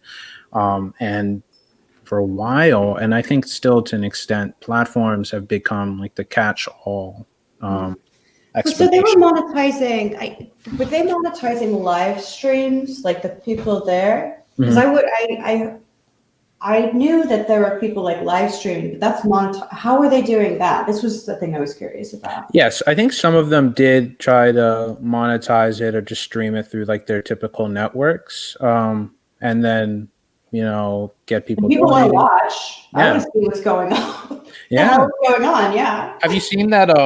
There's this video where they like reconstructed the POV from all the videos that people uploaded. Oh wow! Where's that released? The New York Times had one. I think the Washington Post had another one. Okay, yeah. Oh, I'll check them out. Yeah, no, I'm very interested in that because it was just so frenetic. And again, Anderson Cooper isn't going to tell you what's going on. Yeah, he did tell you that they went through the Looney's own camera. Yeah, and he did say, what was it? He said that they had to go back to Olive Garden. And Holiday Inn. Holiday Inn, yeah. So how something we didn't really talk about, and this is a slightly different issue, and I'm not sure honestly how much you guys have focused on this, but it's getting increasing coverage, is the role of kind of how infiltrated law enforcement was. And do we know more about that? And then we're seeing that someone was actually an informant. Let me get this up. One of the Proud Boys before he was a Proud Boy. It seems like, if I recall. He's been an informant for a long time, and then he got in trouble. And also the guy who splintered and declared himself the new. Not to be telling tales out of school, but he was like, I am the new leader of the Proud Boys. Also, we're a white supremacist group. Right. And the Proud Boys very early on had a lot of like Latinos, not like a lot, but a lot more than they were more diverse than you or a white supremacist group, right? Yeah. We're very early on, we are anti-racist. We are actually against racism. We are Western chauvinists. Mm-hmm. They don't like Muslims. Right. And It's a war we're on terror, we're traditional conservatives. They can't get girlfriends. The parenthetical definition. And this guy declared himself the leader of this group that is more diverse than people, I think, normally understand. And it's one of these things where I was like, I wonder if that guy recently got in trouble. And he had been put on 5 years probation a year earlier. And I'm like, wow, this person would be the perfect guy to draw out the more like white supremacist extremist elements of the Proud Boys. Like, he would of course be like an amazing lure, and he was facing serious jail time, and who knows, but law enforcement is clearly like members embedded, against, for, within, sympathetic, same with military, like it's all over the place. I don't think they have a critical support of the military or police. I think that the fact that a lot of them are in jail because of that. But that's historically been a problem. I mean, if you look at the people who were sympathetic to far-right movements after World War I in America, like a lot of them were former troops who were living off of like $7 a week, in the middle of a depression. And they're like, what the real problem is? The Jews. And it's like, that's a weird A to B, but that is a thing that has happened historically. Yeah. And these were veterans, McMindfulness, and we see this with the Boogaloos too, right? A lot of veterans were returning. Yeah, they're weird. Yeah. Yeah, you got to do that next. McMindfulness, who moved my cheese, writes, Chrisman uses the phrase full precarity as nearly everyone feels financially insecure, and any notion of a healthy work-life balance is gone. Life expectancy dropping. Can we really be surprised by social unrest? No. I mean, that's my thing. Wow, I just read that comment and I just read, wow, we should feel sorry for Nazis. Yeah. Yeah, obviously that's what this person was saying. But no, and like you got a lot of that response to this article just from like you including one little paragraph after the big bold thing saying this QAnon is a cult. You include the paragraph of like, actually the world is kind of fucked up. Yeah. So there's a reason that people are mad. First of all, I wouldn't know that I got any. I don't think. Oh, thank goodness. We're all here and Amber's there. That's yeah, I mean, I don't. Avoiding She's above this They've crowd. never been mad at me. Everyone loves me. But yeah, I mean, I think also it's just, they don't really believe that. They're just scared. People are scared. People are upset. The only way they know how to deal with this problem is by saying it's bad, it's bad, it's bad, it's bad. It's like, yeah, it's bad. What do we do about it? Why aren't you still saying it's bad? You're not saying it's bad enough. I'm beginning to think you think it's good. It's like, you don't actually think that. You're just scared. Right. And it's a scary time. Yeah. So I try to be sort of, people are having a hard time. Yeah, especially during COVID. They don't know what to do. It's a really difficult problem. Everyone's going insane. Yeah. And it's I don't know. I feel bad. I feel bad for these people. Yeah. I certainly have more pity for the people who accuse me of being a QAnon sympathist than I do for QAnon people who stormed the Capitol. Yeah, there you go, guys. Okay, Yeah. Important line. There it is. There it is. Hey, man, it's free. Yeah. It's free. Sympathy is free. Yeah, it's true. All right. Well, anything else, Ed? You want any questions for Amber and Daniel, or Daniel and Amber? Any questions for Ed? We were talking over Ed. I actually wanted to hear more about this. Yeah, take it away, Ed.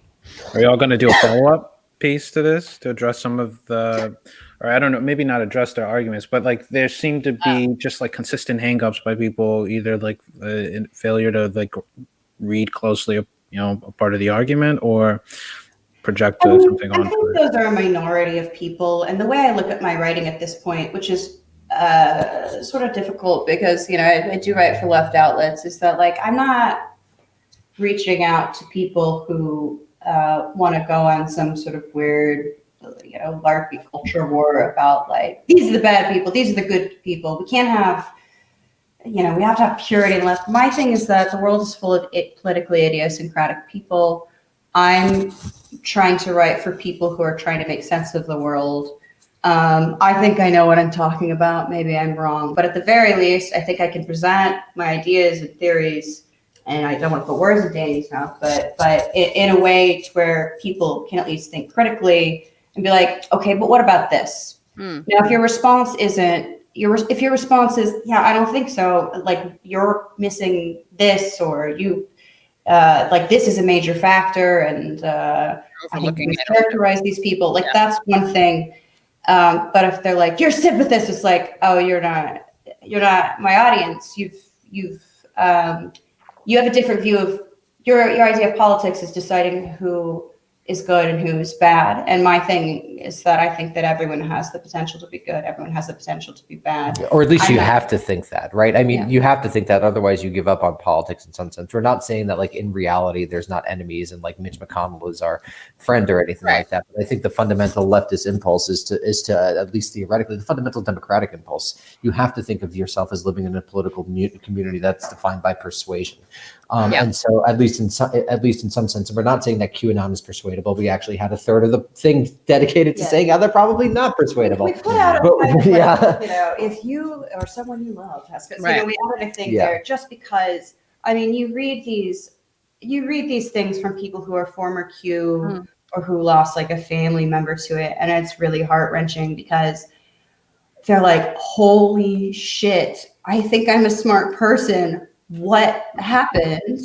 And they have these very, we didn't link anything because we don't want to like blow up their spot because like God knows what would happen to these people. But if these people are saying, by the way, former Bernie Sanders voters, if these people are coming out of this experience with something to say about it, I think it's worth listening to. And moreover, I don't want a situation where where there's some sort of political prescription to decide that people are unsalvageable. Yeah. Now, I'm not trying to evangelize QAnon members. I kind of don't think that works. The problem is that this isn't going to go away until people aren't going to be less insane until life is a little less miserable. Right. That's basically what we're saying. And and to me, that's fundamental. Yeah. So you're saying you're not going to be able to change the minds of most people in Q, but we can work to create conditions that will prevent more Q? Yeah. And I think also people will defect when the world makes a little more sense, things become a little more clear. I mean, people drift in and out of cults, for a number of reasons, but not because someone gave them like a good argument. So we don't think that. I think we have a line, a pretty great line. Feelings don't care about your facts. Yeah. A real brilliant person must have come up with that one. Yeah, right. So I think that. I think we're not Pollyanna-ish at all about Q. I think that was a fundamental misreading of the piece.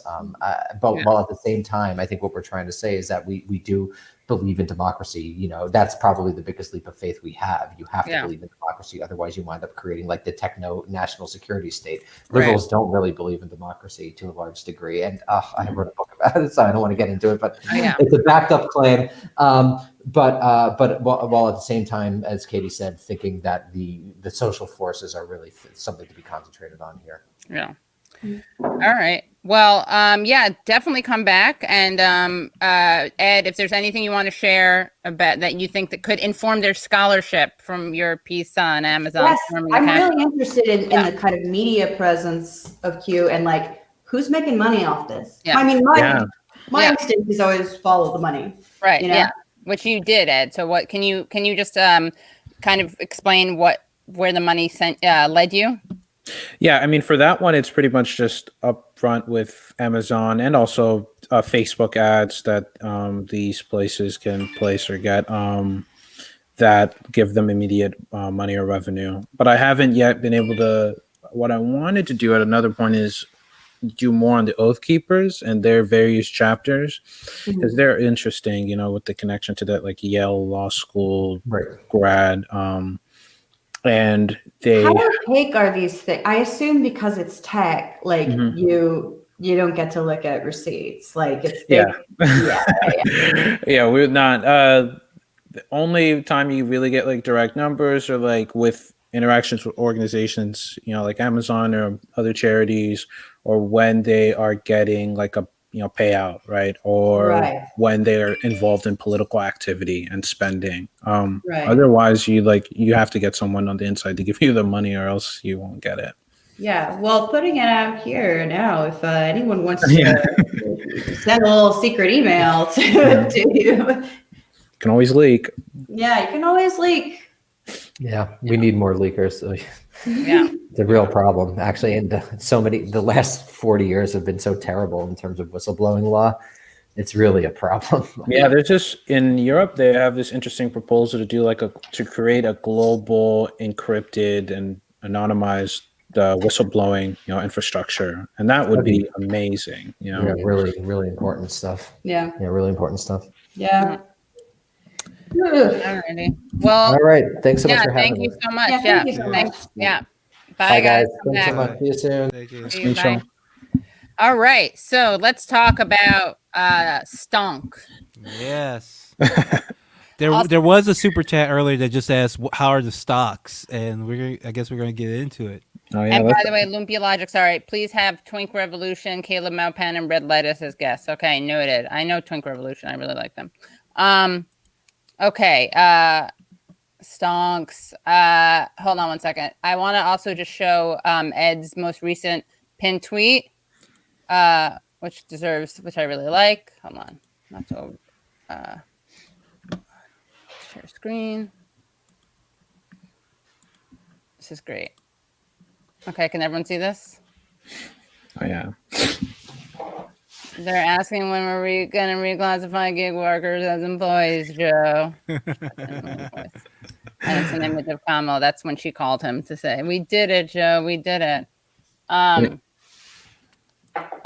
of course, as I was saying before, Ed did write this very viral tweet that tricked April Ryan into thinking that he was saying that only like reputable, what was it, like leaks should be handled by security and intelligence analysts, and no one else. Which yeah. I mean, yeah, you still see people talk about stuff like that or vaguely. I think it's been interesting also seeing defenses of the hedge funds or the role of the hedge funds in the GameStop debacle, and people saying, "Look, guys, we need hedge funds. We can't blow up every hedge fund." Yeah. Who else is going to steal your lunch? I mean, who else is going to do it? Yeah. Can you set up what happened for people like me who are really dumb about this? I hear you. And in case there are any more of us out there. I've been working on this because I've been trying to explain my dad who's like so offline. He had no idea. He's like, what is GameStop? First of all, you have to explain that. So GameStop is, a game retailer, mainly physical stores. It has for years seemed to have been being unprofitable. And so recently did a bunch of things where, it brought on a new board member who did e-commerce, the pet retailer. It showed strong growth in e-commerce sales. So people are like, oh, okay, there is potential here for an upside. But at the same time, this community in Reddit called Wall Street Bets had this user who for months had gone through GameStop's financials and fundamentals and said, look, like the stock is way too low. And actually the company is doing a lot better than it should be. And it's profitable. It has a lot of money on hand. They can cut the costs. Like they're doing good. They're doing good in the middle of the pandemic. And over time, people realized that what was actually happening was that GameStop was being shorted, and that GameStop was being shorted to a huge degree by like about 140%. So like there were more shares being shorted than existed. And a short is basically when I take a stock, I borrow it from you, I sell it, then I try to buy it at a lower price because I'm anticipating it'll go down. I buy it at the lower price, I give that stock back to you, and I pocket the difference. And so it was learned that, a bunch of hedge funds were trying to short it because they just wanted to make a profit and, decided that the company needed to be bankrupt. So people kept pushing the price up and up.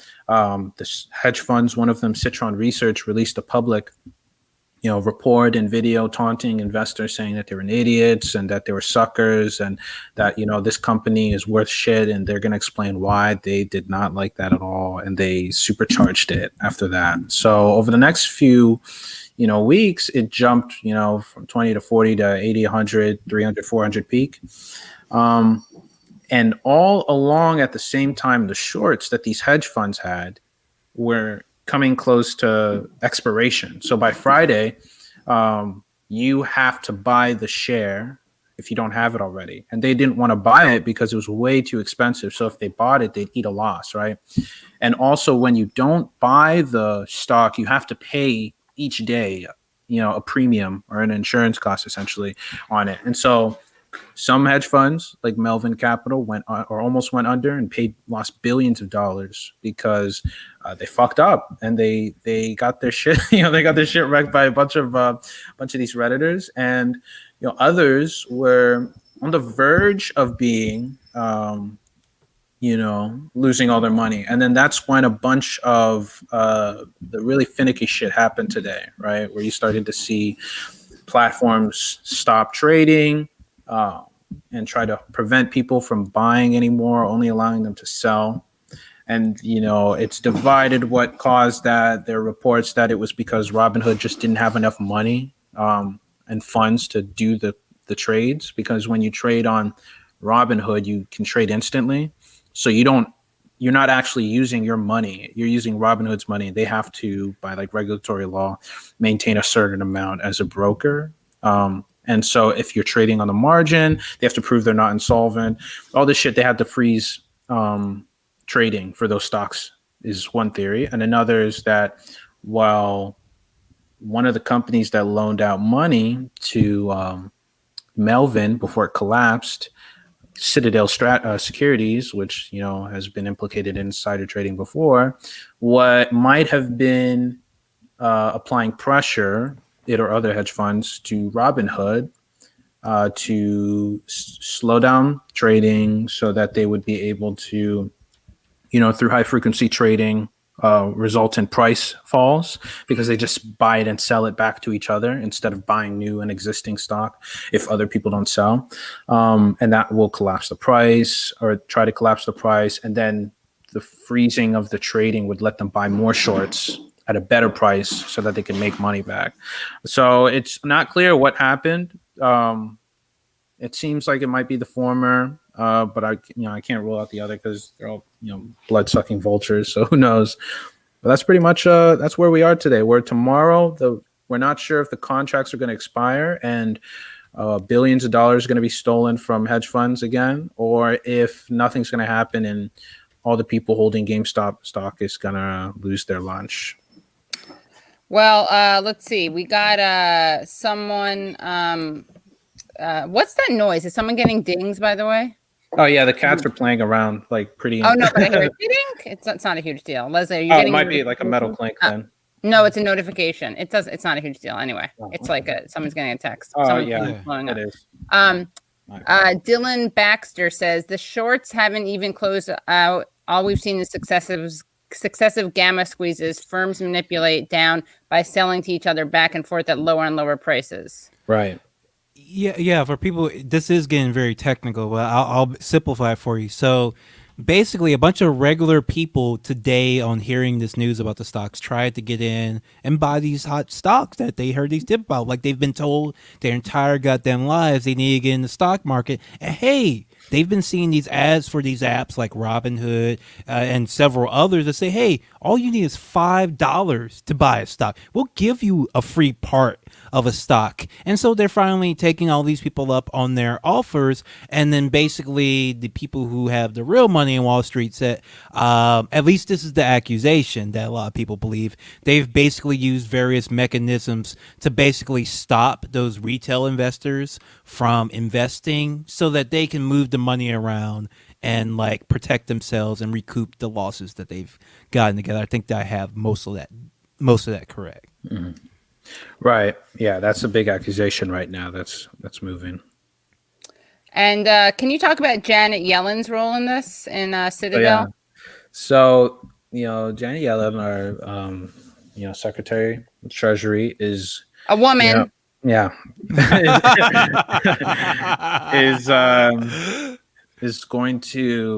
is supposed to probably play a role in an upcoming investigation, if there is one, against Citadel, but also Robinhood. But the problem is that she has been paid $810,000 by Citadel to speak. I don't know what the fuck about, but when asked, what was it? The White House press secretary said she's an expert. She deserves that money. We watched that. So that's it. Yeah, there's nothing. Which really was a diss to Hillary Clinton and Barack Obama, whose credentials were not cited as a reason that they got paid so much money. It's been a good day. We had that. We had Pelosi doing the options, deep in the money options for Tesla. We also had Dianne Feinstein being like, oh shit, I forgot my husband. Yeah, but I just want to remind people these are women, and you are trying to keep them down. And they people told me that. No, they didn't. Who? Yeah. Let's tweet them. Let's respond to theirs. Did you get any good tweets accusing you of that? Yeah, there was this one guy who was like, wow, another woman earning money. Sound the alarm. And I was like, yeah, that's the problem here. Are they like a blue check? Because then we can go after them. But if they're not, then I'm going to be accused of bullying. All right. He's like an economist somewhere. Oh, yeah. Hey, I feel like that's fair game. All right, maybe. Okay, you can maybe put in the private chat, and then Leslie can help me decide. Like Leslie would ever urge me to be cautious about doing something like that. No, but Leslie's good at this. He has you have a very mathematical mind, Leslie. So I feel like you're like, well, you got to multiply the number of people that are followed by their blue check, whatever.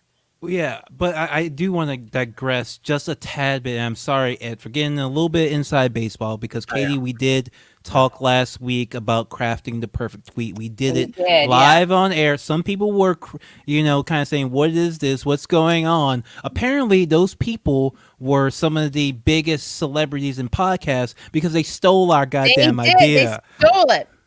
Yeah, Paul Scheer, Adam Pauly. They just started a show where on stream they craft better tweets and punch up tweets, and we did that this very show. So I people in the audience were skeptical. I guess it wasn't your audience. It was just these Hollywood people looking to see how we were thinking, so they could steal our idea. They stole it. That's our intellectual property. Now you got to uplift what we're doing. In fact, so what happened was I felt a lot of performance anxiety, so I didn't craft the perfect Alyssa Milano tweet. But I feel like we had a lot of good material. And in fact, Maria's not feeling well. But oh my God, Leslie, she's going to cancel you so hard, because you know how you were defending Alyssa Milano being in Snooki face because you called it Italian face? Yes. Snooki, is that how you say her name? Snooki? Chilean. Chilean. Oh yeah, I forgot. It had been a while since I knew about the ethnicity of the castmates of brown face. It wasn't bronze face, but brown face. Yeah. What was that show even called? It was so huge. I don't even remember its name. The Snooki one. What was it called? Jersey City. Jersey Shore. Magical show. Yeah, magical. It disappeared, but I realized the replacement for it was actually Real Housewives of Beverly Hills. It's even better to see a bunch of rich people act like this. I was very skeptical of this. I had no intention of ever turning on this show or any other reality show for the rest of my life. And I turn on, and Real Housewives is on, and I'm just hooked. It's like, wait a minute, that's Kelsey Grammer's wife, and he's like cheating on her on the stream and divorcing him, and that's so and so's ex, and she's buying this, and she owns a basketball team, but she's like lying about who's the pair, like how she like having her kid, like all this weird shit with super rich people. I highly recommend checking out. It's even if you're interested just in the anthropological aspect of what really rich people are like in Beverly Hills, it's worth checking out. Sorry, sorry, Ed, for that. I've been doing Bling Empire, so I get that. Bling Empire. Bling Empire is even better. It's like Housewife turned up. Bling him or Katie, you have to see this show. You have to see this show. It's all Asians. It's like trying to be like a real life crazy rich Asians, and it's so weird because like the main guy is just like this young model guy whose like apartment costs $1,000 a year, and he's like kind of nice but kind of dumb, and he's just like in awe of all these like rich people that he's hanging out with. Like, and there's one older lady named Anna who's literally basically like a billionaire. She's worth $600 million. So rich that she can like Gucci comes to her house and brings her clothes and have her and has them try the stuff on, like that level of absolutely enormous wealth. And she's like she's like 2 to 3 times the age of everyone else on the show for some reason, but they all hang out there. It's so bizarre. Wow. It's so bizarre. Sounds like you're being ageist, Leslie. You're gonna have to check your age privilege. By the way, Lexavian, it can't just be that Robinhood didn't have enough cash on hand because other platforms have also shut out regular people from buying these specific stocks. Is that you can respond to that. Yeah. Okay. Oh yeah, and the Robinhood CEO actually said that they didn't have any problem with money. That's what they claimed. Yeah, that's what he claimed on CNBC. But of course, he would lie about that, I think. Yeah, if it were true. Like, yeah, exactly. If I was just, doing it to help out a friend or under pressure from my largest client, I would not admit it. Why the fuck would you do that? You'd go to jail. Yeah, but I think he would also lie about not having the money to cover it too, right? Like he would lie either way. Yeah, in fact, we have a clip of him. Like, you can't prove that. Brad sent me a clip of the Robinhood guy. You guys want to see it? Yeah. All right. Okay, let's see. Here we go. Okay. Hold on a second. Let me just. I thought they weren't going to bring anybody out. I thought they were going to pretend it didn't happen, to be honest. Oh, well, when you see this guy, you realize, he's like another Shkreli or another Elon, one of these new breed of like troll CEOs. Like the OnlyFans guy. You can just tell from the hair, it's like, this guy wants to be on TV. Yeah, he does look like Shkreli or whatever. And also, I was going to say something, I can't remember what it was, but we will have to go back and confront those people who stole our idea, Leslie. Yes. But, okay, here. I want to bring in the CEO of Robinhood.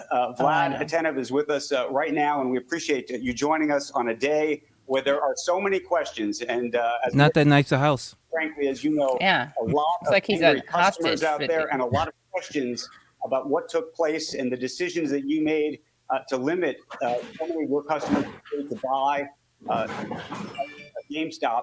Questions about whether you have a liquidity problem, whether you're trying to protect them from themselves, whether you did this. Explain what happened. Thank you for having me on the show again, Andrew. So what happened today was, as you pointed out, we had to make a very difficult decision. It's been a challenging day. We made the decision in the morning to limit the buying of about 13 securities on our platform. So to be clear, customers could still sell those. And they could also trade in the thousands of other securities on our platform. So it was a difficult decision, and that's what we had to do as part of normal operations. But explain then, why did you do this? What, he did not explain why. He just said it was hard. Yeah, I know. He's all about the emotion. Was there a problem inside the company in terms of liquidity, in terms of the amount of deposits that you had to put in? It looks like this is part of his shirt, the CNBC. I was just not like his pocket. Sure. Yeah. And let me explain exactly how this works. It moves. So first of all, I want to address some of the misinformation that's been out there, because there's a lot of it. We absolutely did not do this at the direction. So he's looking down at notes. Any market maker Can you see that? or hedge fund. Yeah, he has to. Yeah. You go to jail. Yeah. The reason we did it was because Robinhood is a brokerage firm. We have lots of financial requirements, including SEC net capital requirements and clearinghouse deposits. So that's money that we have to deposit at various clearinghouses. So some of these requirements fluctuate quite a bit based on volatility in the markets. And they can be substantial in the current environment where there's a lot of volatility and a lot of concentrated activity in these names that have been going viral on social media. So we're really in unprecedented times. And in order to protect the firm and protect our customers, we had to lit buying in these stocks. And to be absolutely clear, go ahead. But it sounds to me, though, that you're suggesting that there was a liquidity problem inside the firm. And my question about that then raises all sorts of new questions about whether there's a systemic issue underneath the system and underneath the company unto itself. No, there was no liquidity problem. And to be clear, this was done preemptively. So we did this proactively, and thousands of other securities remain tradable on the platform. Customers that held these positions were able to sell them. And we're doing what we can to allow buying and to remove these restrictions in the morning. But also, you might have seen Robinhood has been the #1 app in the App Store overall. So we have seen unprecedented interest due to the fact that finance has been culturally relevant in a way that hasn't been before, and these stocks are going viral on social media. And I think it's really interesting to juxtapose against some of the other questions that we've been having before this. Of course, Robinhood stands for everyday investors. From the very beginning, we have stood for investors, opening up access and giving them the ability to trade commission-free in whatever they want. And we've gotten a lot of criticism that, maybe there should be more restrictions. So it pains us to have had to impose these restrictions, and we're going to do what we can to enable trading in these stocks as soon as we can. All right. After watching that video, I actually kind of feel sorry for him. Because basically what he's kind of saying there is, look, I started this app because I was going to be able to rip off these suckers very easily on like fees and taxes that they're not going to see. And that's the scam I was supposed to run. It was supposed to be a small time hustle. It wasn't supposed to be like the #1 app on the store. It's pretty surprising to see someone complain about their app being #1 on the iTunes store.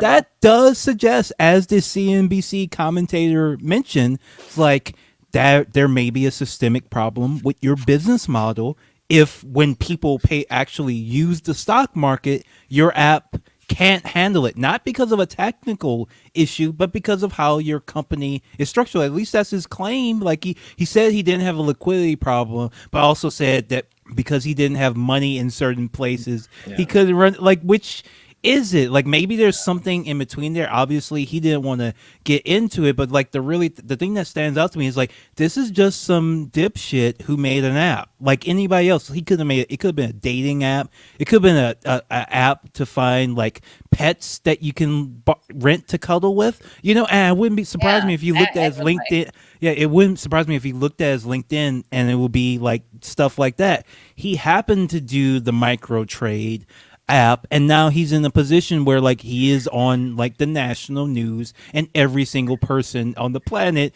is talking about him, and he did not plan or expect this. And this problem, it even looked like hadn't even figured out how to make money off of this, really, because the suckers were taking the money out, or at least or planning to, I should say. And then Vlad Tennant, where's a mirror? Get to holy water. Yeah, a lot of vampire. Look, we don't do anti-vampire bigotry on here. No, that's a little bit low. Vampires are people too. Phobia. Although vampire squid, I mean, we accept that, right? Because that's different. But Phil Winter says, if there's a liquidity problem and the CEO says there isn't that illegal if there is a liquidity problem? Yes, probably.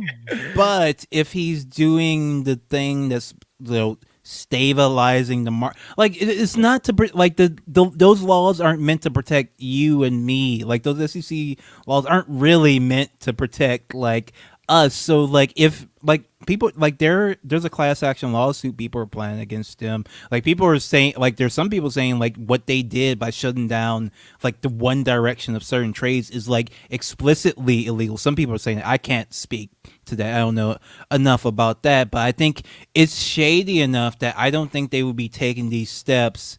I assume unless they had there's rumors, you can't confirm it, sounds kind of bullshit, but like actually the administration was involved in this. I don't know if that's true. I don't know if Biden was making phone calls to these app people, but I think in general, like I wouldn't expect anyone to go to jail if they're doing the thing that Wall Street and the U.S. government wants them to do, even if they aren't told to do it, even if like what they're doing in under some technicality is illegal. Like, but this is what they wanted this to stop. All the people in power wanted this to stop. So I don't think they're going to put anybody in jail for like doing that, whether they were doing it on orders or not.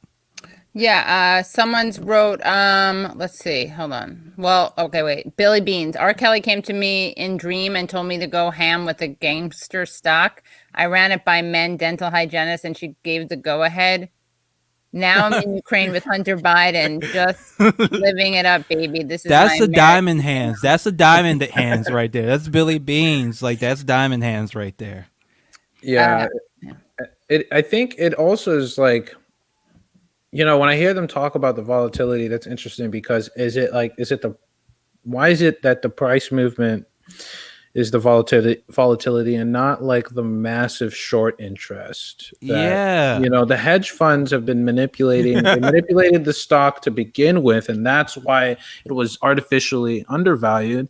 And then they manipulated it again when they were doing the high frequency trading today that resulted in the massive drop, because the drop, like if you look at the orders, people weren't mass selling, right? The drop just came because presumably firms were trading with each other to try to push down the price. That's the volatility, but like it will just get pushed onto retail investors as a way to save face, it seems. I'll take you on my personal journey. So I put big $50 in Cash App on it yesterday afternoon at like 5. I just missed the markets, right? Mm-hmm. And so it actually didn't go through in the morning until like after it had already dropped somehow. Like I immediately lost money as soon as it got processed somehow. Then it went up, and of course now it's like back down. Like it's lost like 56%, but that's not from like people trading and stuff. Like as you said, that's like from, you know, the market. They're selling it back. They're moving the fish back. They're passing the fish back and forth. Like they had like on that It's Always Sunny in Philadelphia episode. They're just passing it back and forth until the price goes down, and then everyone who put their money in recently gets screwed, and they end up fine. Yeah, I had a friend who going in today, they had like a lot of strategies planned out to make a lot of money. Like they were anticipating that because trading would just keep going, that more hedge funds would lose, and that there'd probably be like, you know, drop in Morgan Stanley. They were anticipating that the volatility would go up, and so they were putting on options on that. They were anticipating that like GameStop would go up, so they were putting money on the shares of GameStop and the shares of like EFTs that had GameStop in it. And then they just like fucked that all up. We're talking about, you know, silly shit mostly, but that plan you just laid out from your friend, that's an actual plan. And that's an actual plan that like somebody who knows about the stock market might come up with, but it doesn't work. It wouldn't have worked because they were fucking with it. They weren't playing by the rules. They like, so even like the, you know, traditional investors who were looking at the information, but didn't get the heads up that actually, hey guys, we're going to stop the people from buying all those shares today. Like who got the heads up on that? Like I'm sure some people did and made a lot of money. Yeah. Everything is fine. Says the reason it's free is for the same reason Facebook is free. People and their data are the product. Read about it. Read about it. We didn't beholden to Citadel. Yeah, we didn't mention that the app itself has some involvement with Citadel, which is one of the hedge funds, stands to lose like money. Robinhood, because of all this. Robinhood's biggest customer, Citadel Securities, which already handles like a huge chunk of all trades in the United States, but also handles like almost half of all of Robinhood's trades. Because Robinhood, the reason why it's commission free is because it sells your order to like another firm who then executes it. And then since they're front running it, they could in theory use it to get insight about what to profit off of or shave some time off on a trade. But since they're giving it to them, they also get a cut of like the spread because the prices are not actually the best prices possible. They're just the price that they go for or automatically match.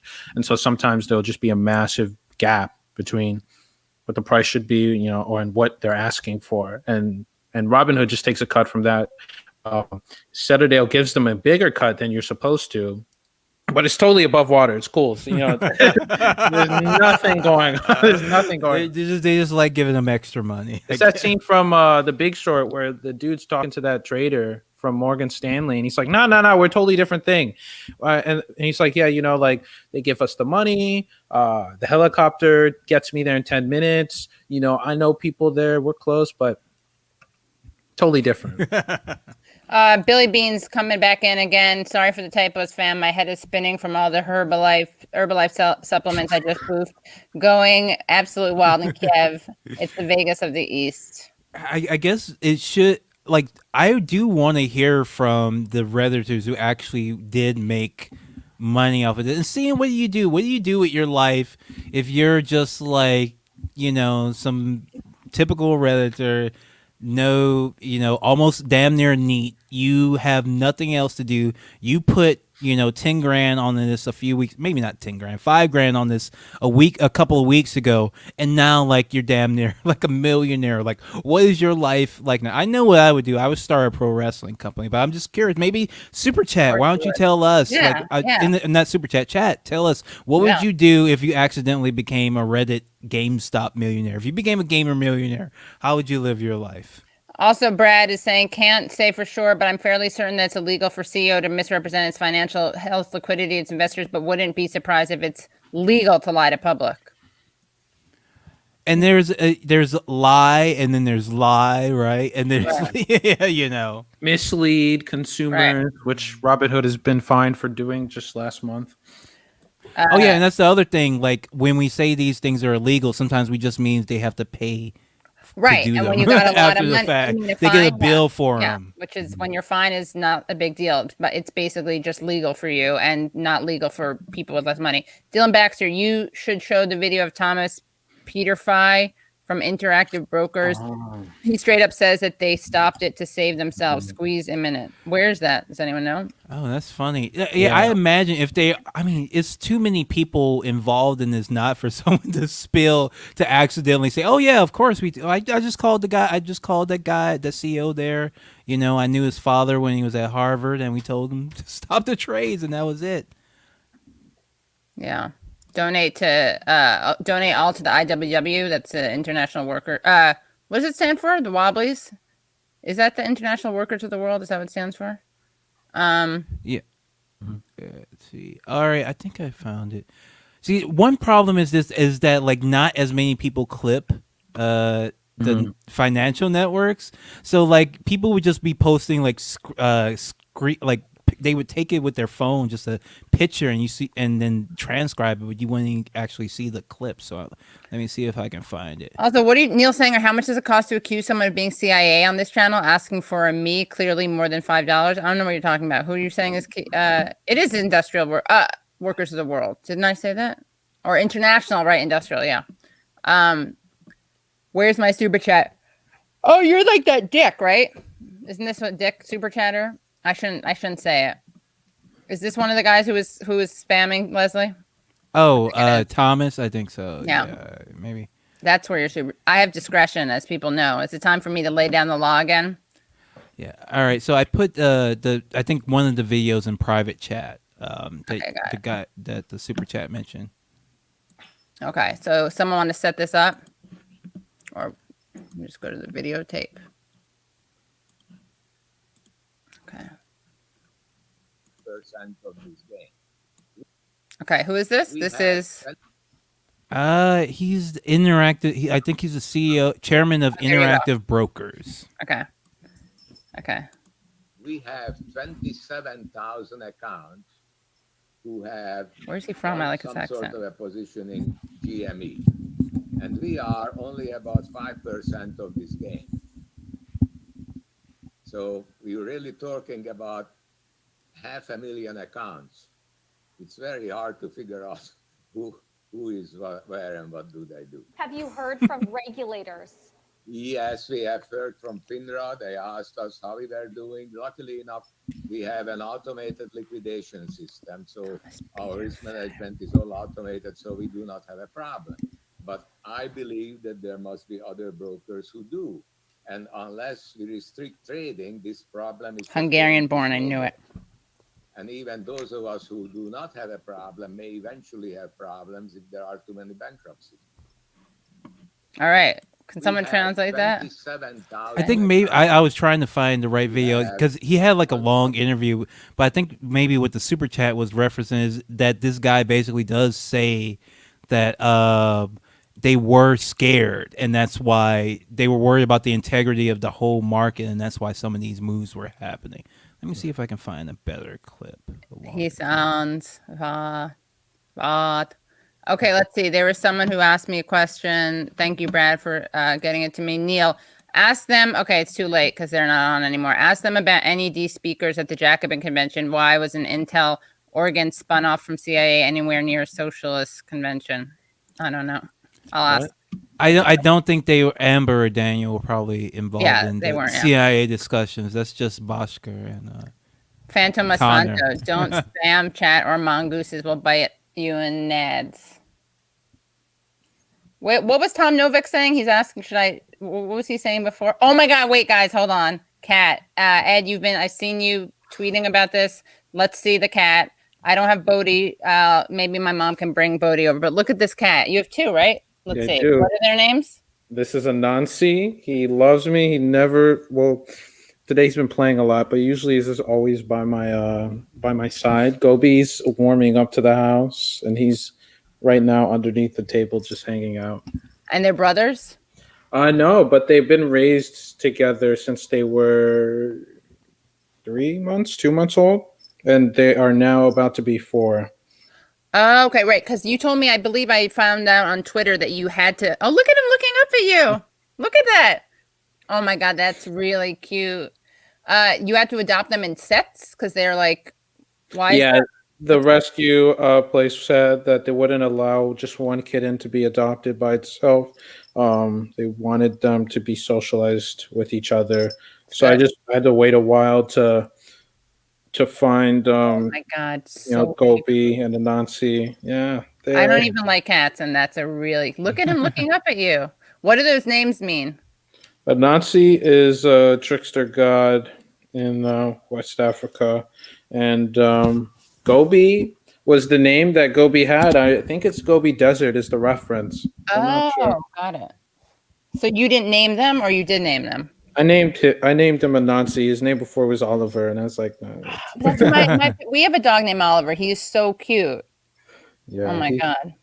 Oh, here's Gobi. Oh my God, Gobi is a ham. Hi, Gobi. Let's see Gobi. Gobi.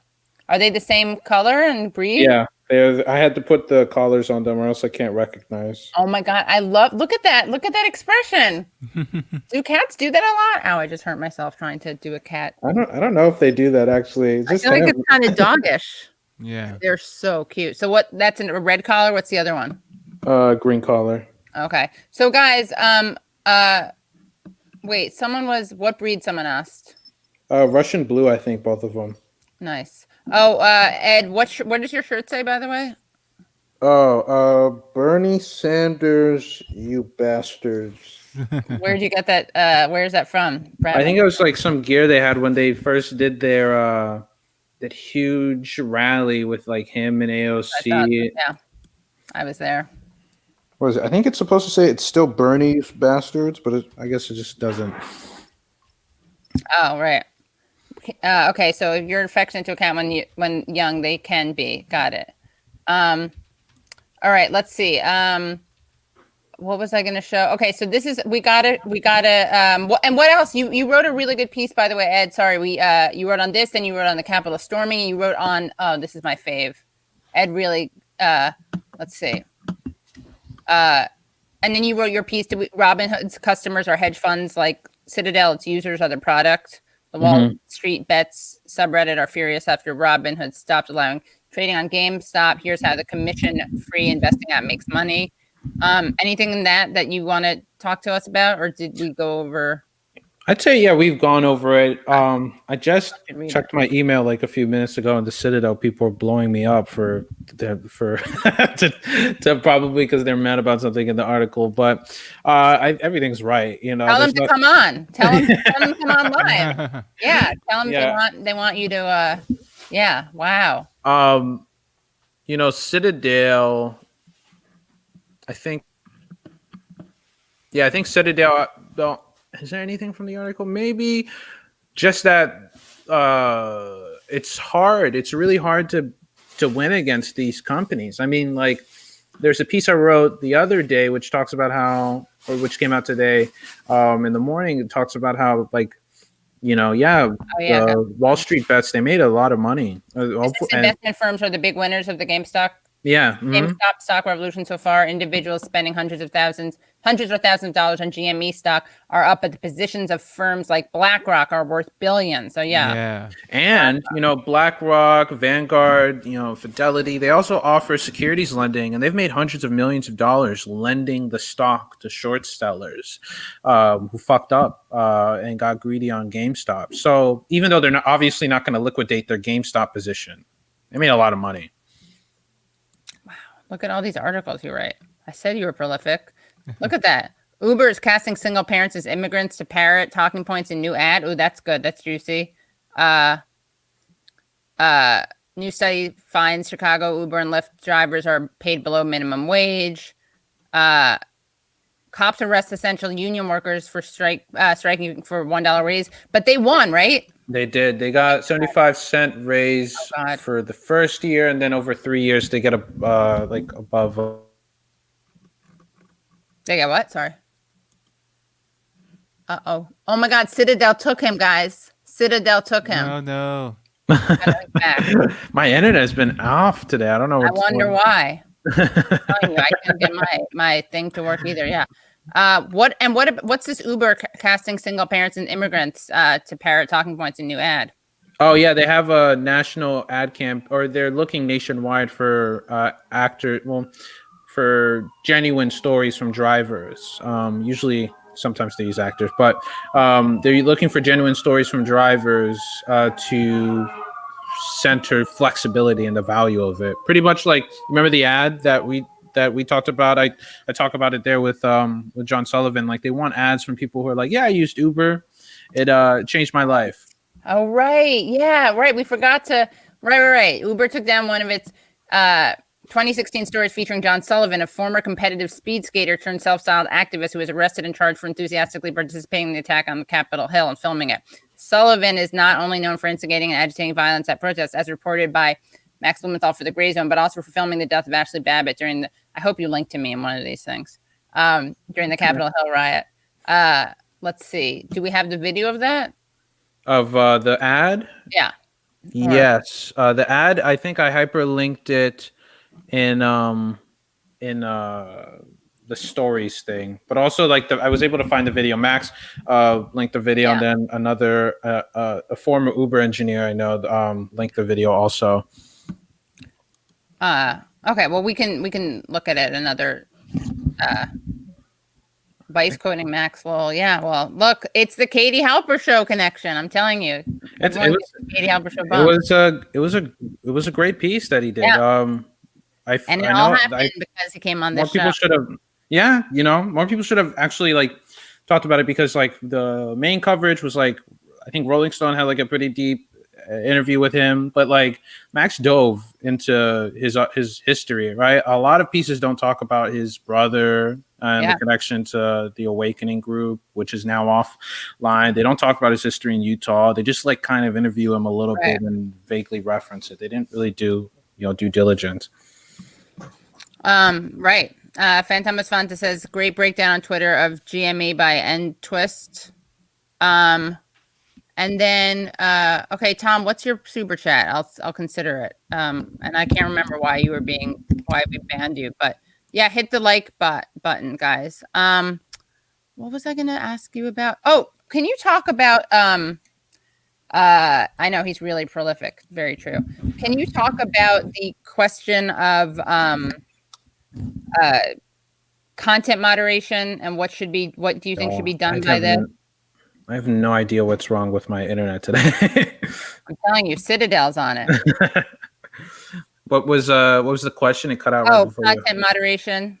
Oh yeah, or to talk about? Sorry, like what? I'm being a little Amy Goodmanish. Talk about, but like what the challenges are in terms of like Donald Trump being removed, or the controversy, Donald Trump being removed from Twitter, which seems like I had Shahid Buttar on, and he basically said that's like totally legit because he did violate their terms of service, but that it was done in an arbitrary way. Mm-hmm. And we are seeing more people being deactivated, and a big threat a big response I see to the argument, which I often make, which is that the left is going to suffer the most from this, and like the most marginalized will suffer the most. And critics of Israel and Palestinians are the people who are the most deplatformed or kicked off, have their stuff deactivated.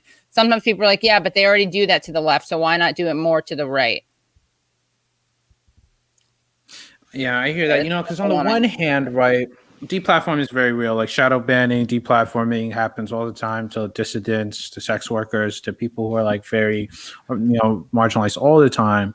And you do not want to empower that apparatus. And then on the other hand, you want to ensure that you have a community that is not like encouraging people to do right-wing violence and mobs. Right. And so, here Twitter, I think something that also keeps getting lost is that it was the employees who threatened to like have revolt and withhold their labor if Donald Trump wasn't banned. And you don't want a tech company to have the power, but you also want to get rid of all the other problems in the society at large that lead to this becoming a problem. And maybe think about maybe we just can't have global communication systems or large scale communication systems. Like I think there's an impulse that just because we can build something means that we have to have it, and that if we can imagine it working, then we can imagine a solution. Maybe it's the case that like we just cannot have at this current time large scale communication networks, and we just have to cut them down, reduce them, regulate them at lower levels. These are conversations we should be having, along with like democratizing these tech companies, so that it's not a unilateral decision and that we have more input in it and that we end up agreeing more with it, instead of it just being like the whim of a private CEO or a CEO put against the wall by workers, which is fine. The workers can do that, but I think democracy is a value to expand everywhere, right? Yeah. Okay, and then let's see. John Sullivan Uber. Oh, we got the ad link. I don't know if we want to look at that, or do we want to watch the John Sullivan thing? Yeah, might as well, right? Yeah, it's a good ad. It's pretty much like I think it captures the ethos of that piece. Like they get people to just repeat talking points, right? Essentially, and really high. What was it with Prop 22? They kept making it like flexibility, and they had lots of they made sure that they would feature people of color in their ads. They had a Maya Angelou ad that made my blood boil. Yeah, is that what it's called? That made my blood boil? I'm just kidding. It might as well have been. They used the poem that she said at the inauguration for Bill Clinton too, and it's like these companies just exploit Black and brown people. They don't really care. Oh yes. Yeah. Let's see. Let me just show this thing. So remember, this is all full circle because I had John Sullivan on my show. He duped a lot of people, but I was the only one who followed up. Ed was on the show that night. Leslie was on the show. Max was coming on after. I texted him. I was thought something was off. Then Max went on this deep dive, and we looked at video and contrasted what he said to what he did, and then he got in trouble. But so here he is, and then turned out he was a star of an Uber ad. Let's see. Can you guys hear? Did I put on the sound? I always forget. Yeah. Okay. All the time in my life, I will be able to do this again. My dream is to be world champion. Every single day, 6 hours a day. I wouldn't be able to do that. It's just not possible. Uber allows me that flexibility to spend more time on the ice. I am John Sullivan. I'm a world-class speed skater, and I drive with Uber. So this, by the way, makes me think again that like he doesn't have a political ideology necessarily. No, and I think Max captured that well. He's apolitical, you know. Yeah. And conversations with his brother suggest also that he just likes to stir up things to position himself in a place where he can, you know, get some renown and clout off of it. Right. Yeah. By the way, please, everyone, stop saying how good other people's videos are. There's a time for that, and it's not during the stream where we're having people watch the show. Okay, let's see. Yeah, I do. What was the other thing? Oh, can we just look at this? I'm sorry, you have to be here for this, Ed. But we'll show another relevant thing. Then we'll get to the real enemies. Hold on. Okay, listen. Let's watch this guy. You guys will know who he is. I don't remember his name. Hold on.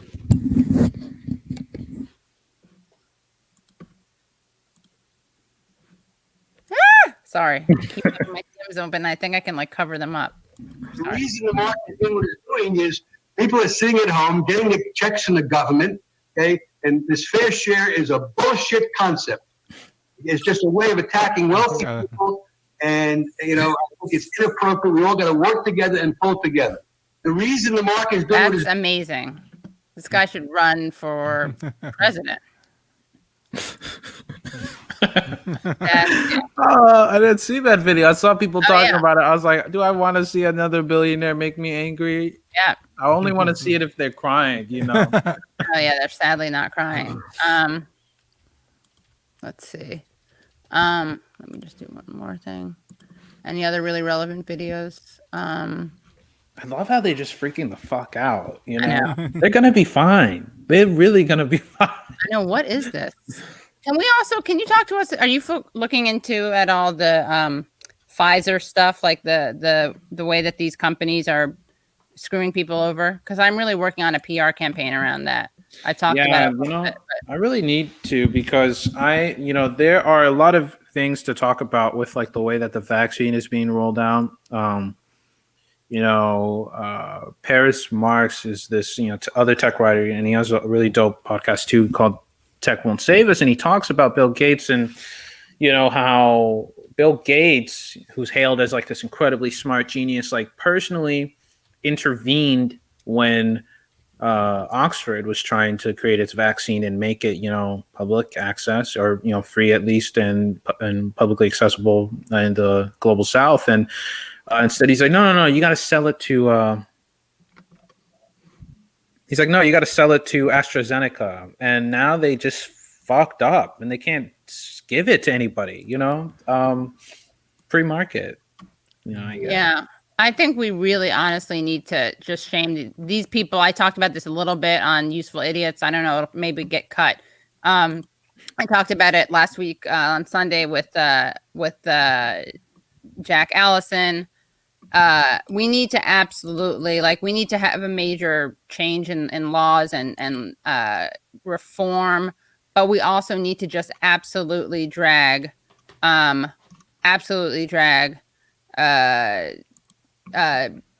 these people who are like the CEOs of Pfizer. Like, they just need to have their lives miserable. I really think, pain. They won't unless we do something about it. Like, we need to figure out how to get like ostracism going again. Yes. Make ostracism great again. I liked the moment where people were going to them at their restaurants and stuff in DC and yelling at them. That was cool. Too bad we how are we going to actually now you should be yell at anyone you see at a restaurant. Yeah. It doesn't matter. It doesn't matter. Yeah, true. But there's like this like fetish about civility and bipartisanship. I really those are just like, nope. Those are traps. Those are traps. And also, like, people need to, I'm sorry, I can't say this probably, but if people aren't going to do the right thing when it comes to vaccines, I'm just saying that maybe people are going to have to fear that they're going to get COVID. And I don't know what we can do. There's nothing we can do. I'm not suggesting anything, but let's just put our heads together to think how we could make a screenplay about this. Okay? Yeah. I mean, they're definitely, there are things, there's lots of ways to, like, put the fear of God in pharmaceutical executives without crossing a line. Yeah, how do we do that? Let's do that. In fact, I want this, this is going to be my, Well, the thing is, you can find out if you were in a movie, right? If I was writing a movie about a character, let's say Fight Club 2, right? Yeah. So, Tyler Durden, he's like, how do we stick it to these rich assholes now in a modern way? I would think, like, back then, he had to go to their office because, he wouldn't know where to live. But if you are a rich person, basically anytime you buy a property, if you type in that person's name in real estate, their home location comes up. So Tyler Durden, I think, would find out where these people lived and maybe stage some kind of peaceful demonstration outside their place to let them know that, if you're profiting off of mass death, you can be held accountable in a perfectly legal way. Maybe a pig's head, maybe some graffiti. I love pigs, though, so it has to be a pig that naturally that died of natural causes. That can be a raid. Seriously, like, these people need to just have the fear of God, as you said, in their faces, and they need to, maybe, like, again, in the screenplay that I'm writing. By the way, Levon Huey, Stephen Cohen, the owner of Melvin Capital, recently purchased the New York Mets. He might be forced to liquidate the team. He's not the owner of Melvin. He is. He gave them a massive loan. He's a protege of another ghoul. That was connected to Obama, but basically he gave them like a massive loan with his company and another company that one of his proteges runs. But yeah, I hope he liquidates them. Yeah, and this is true, by the way. Bill Gates couldn't protect Windows from viruses, so what does he have to do? How can he do a vaccine? That's a good one. I did want to mention, kind of bring it all together. So we're still talking about what Tyler Durden might do, and the mention of the baseball team, like a lot of like rich people, even getting away from this particular set of rich people we're talking about. If you're talking about rich people in general, they own a lot of shit that they love and they like, that the public can just like take away from them and ruin that experience for them. Adrienne Maloof, who is the star was the star of the first 3 seasons of Real Housewives of Beverly Hills. Her first story arc was about the fact that she basically was in danger if she went to the basketball games of the team that she owned, because she was talking about moving the team. And this is not so unusual. People hate team owners and will threaten them in a movie they might threaten them and make them feel very uncomfortable about what they're doing, because people care about their sports team more than anything else. So if we can get people to care about getting vaccinated or getting insulin as much as they care about like whether the Saints will move or not, things could get emotion in that movie script, where you can get like a lot of people angry, and you can just make it so that, like donating to this museum or this concert hall, we're going to ruin those particular things that you love for you, and make it so that every time you go, you're like worried about your safety too much to really enjoy it in the movie. Yeah. Look, we're just saying, I just think people need to be, okay, it's more productive to go to the homes of politicians that allow this to continue. But I don't think we have time for that. Yeah, we should go straight to their boss. We should go straight to their boss. That's true. Yeah. Why are we going to focus on middle management? And all of this, again, is just ways to make people do the right thing, because honestly, they are so insulated and they fear nothing. And I'm talking only about like letter writing campaigns and stuff like that. Nothing beyond that. And I like animals, so obviously that's not an issue. Any other videos? First, we have to call out the major. Well, we got another. Okay, we got to show my favorite, Stephanie Rule, and we're wrapping. Oh this up. no, what'd she do this time? I mean, let's just go to the videotape. Let me make sure it's the screen. Is she defending her friends again? Let's see. Well, why am I? Well, here's the guy who was asking the vampire the question. Let's watch this. Why are my DMs always open? By the way. Like, I mean, they're not open, but they're always visible on the screen. Okay, let's see. Okay. All right.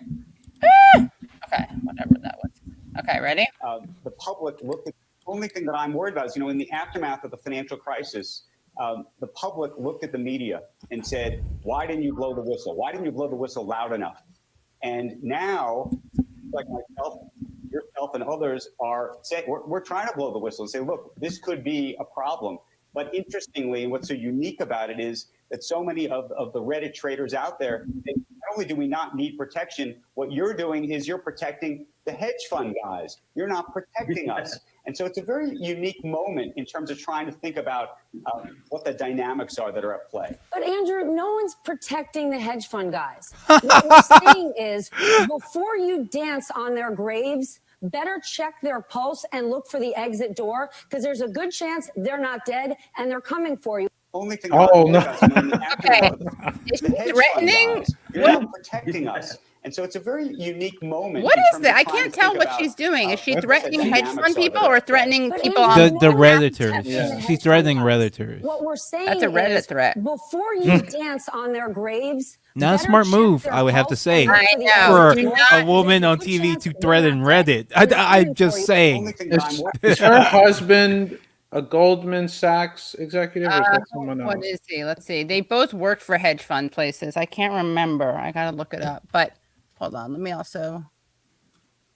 Let me check that out really quick. Yeah, she spent 14 years working in the finance industry. And then she interned with Merrill Lynch. Oh, and she also, she's the one who famously said when Biden was pandering and saying the race was Scranton versus Park Avenue, she was like, really, Biden? You don't want my vote? Guess what? I don't live on Park Avenue, but I live pretty close. You know how I got there? By working my butt off. You want my vote? Hey, but Katie, before you rip into her, I'll let you know she's a committed Catholic, by the way. Oh, she good. Is a committed Catholic, by the way. Just letting you know. Well, she's a woman and a Catholic, so basically, what they should do is she should be Biden's press secretary, because then they should just be like. No, they just hire he's a former tech CEO and former hedge fund manager. There you go. And she was also, and ready for this? Listen to this. She was doing promo videos for Chase, JP Morgan Chase. Important and socially useful work. I mean, while she was at MSNBC. Oh, she's doing promo for them? Yeah. Let me see if I can find it. Hold on. Okay. Yeah. Hold on. That sounds... I talked about her on like every show. I talked about her on my show. I talked about her on Useful Idiots, and I talked about her on Rising. Hold on, here it is. I think every single, this is an old idea, but really every single anchor should just have their net worth and their income like just on a chyron below that. Yeah. I totally agree. Yeah. Let's see. I made a video about this and everything. Let's see. All right. Let's see. All right. All right. Can I play a short part of a video that I did about her? All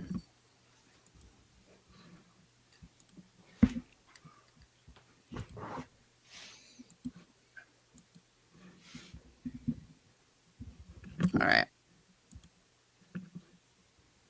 Stop people from included in the next release. All right, this is her going in on Bernie. Ready? Oh, classic Katie T-shirt. Classic Katie shirt right there. Yeah, I have two of them because I like it so much. Senator Bernie Sanders from the state of Vermont is leading a group of progressive Democratic senators demanding $1,200 stimulus checks included in the next relief bill. Senator, we've heard your impassioned argument. Help us understand, how many other senators have you convinced to support these stimulus checks? Okay, I just want to pause this here, right? Help us understand how many other senators you convinced. That's not a help us understand question. That's like, it's not like help us understand how we can translate people's anger into positive organizing to get people more money. Like, it's a very black and white question. Help us understand.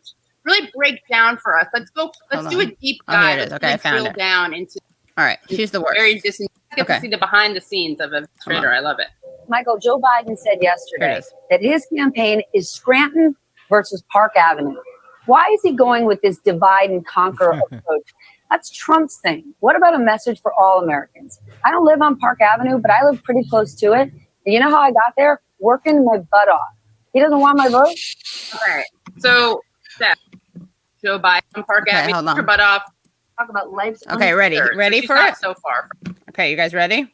From Park Avenue. But like, she didn't come from a poor family, and she's been working in finance forever. And so I don't know how much she worked her butt off. I mean, maybe she did, but if she worked her butt off, I'm sure she has her, she did it by whatever the metaphor is. Worked her butt off by treading on the necks of other people.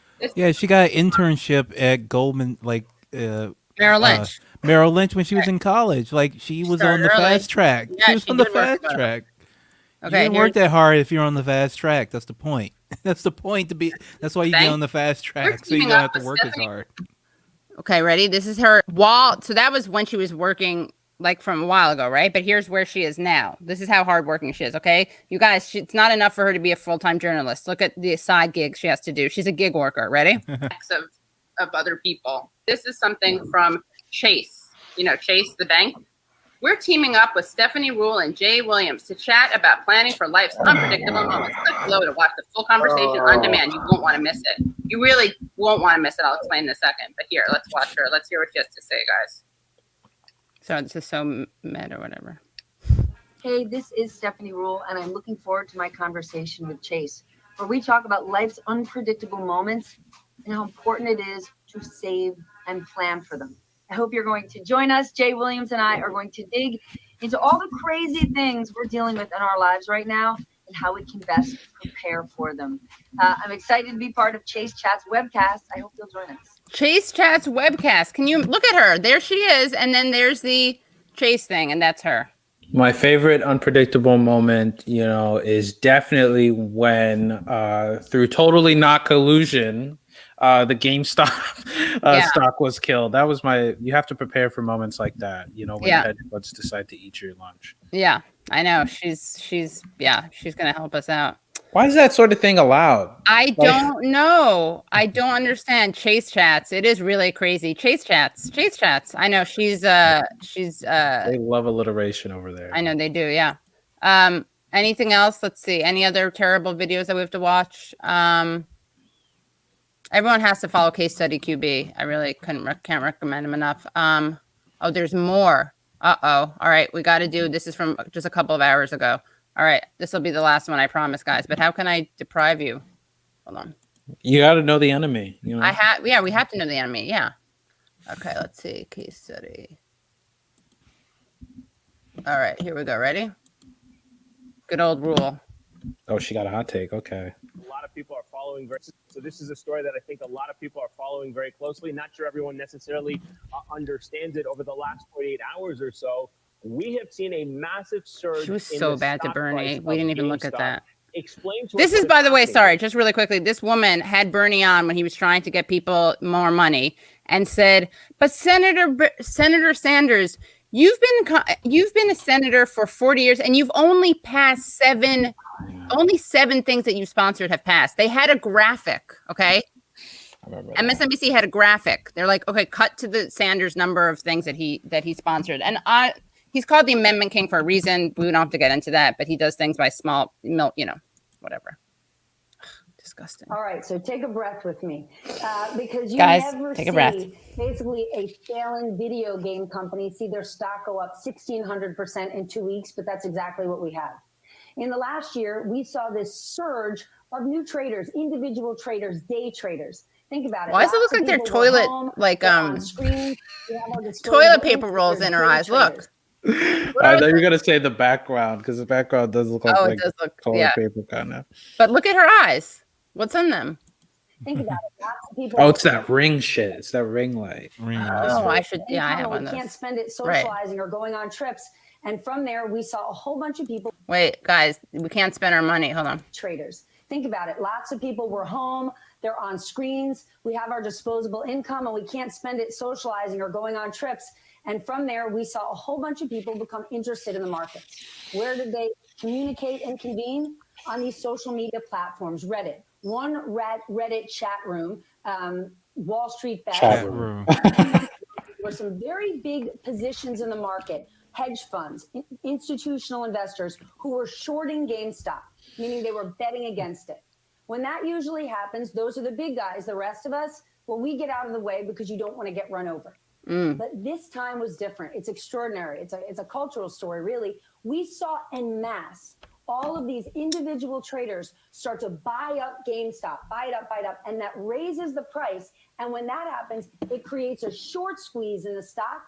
So all of those hedge funds, the big guys, then are forced to cover their positions and buy the stock at a higher price, which raises it even more.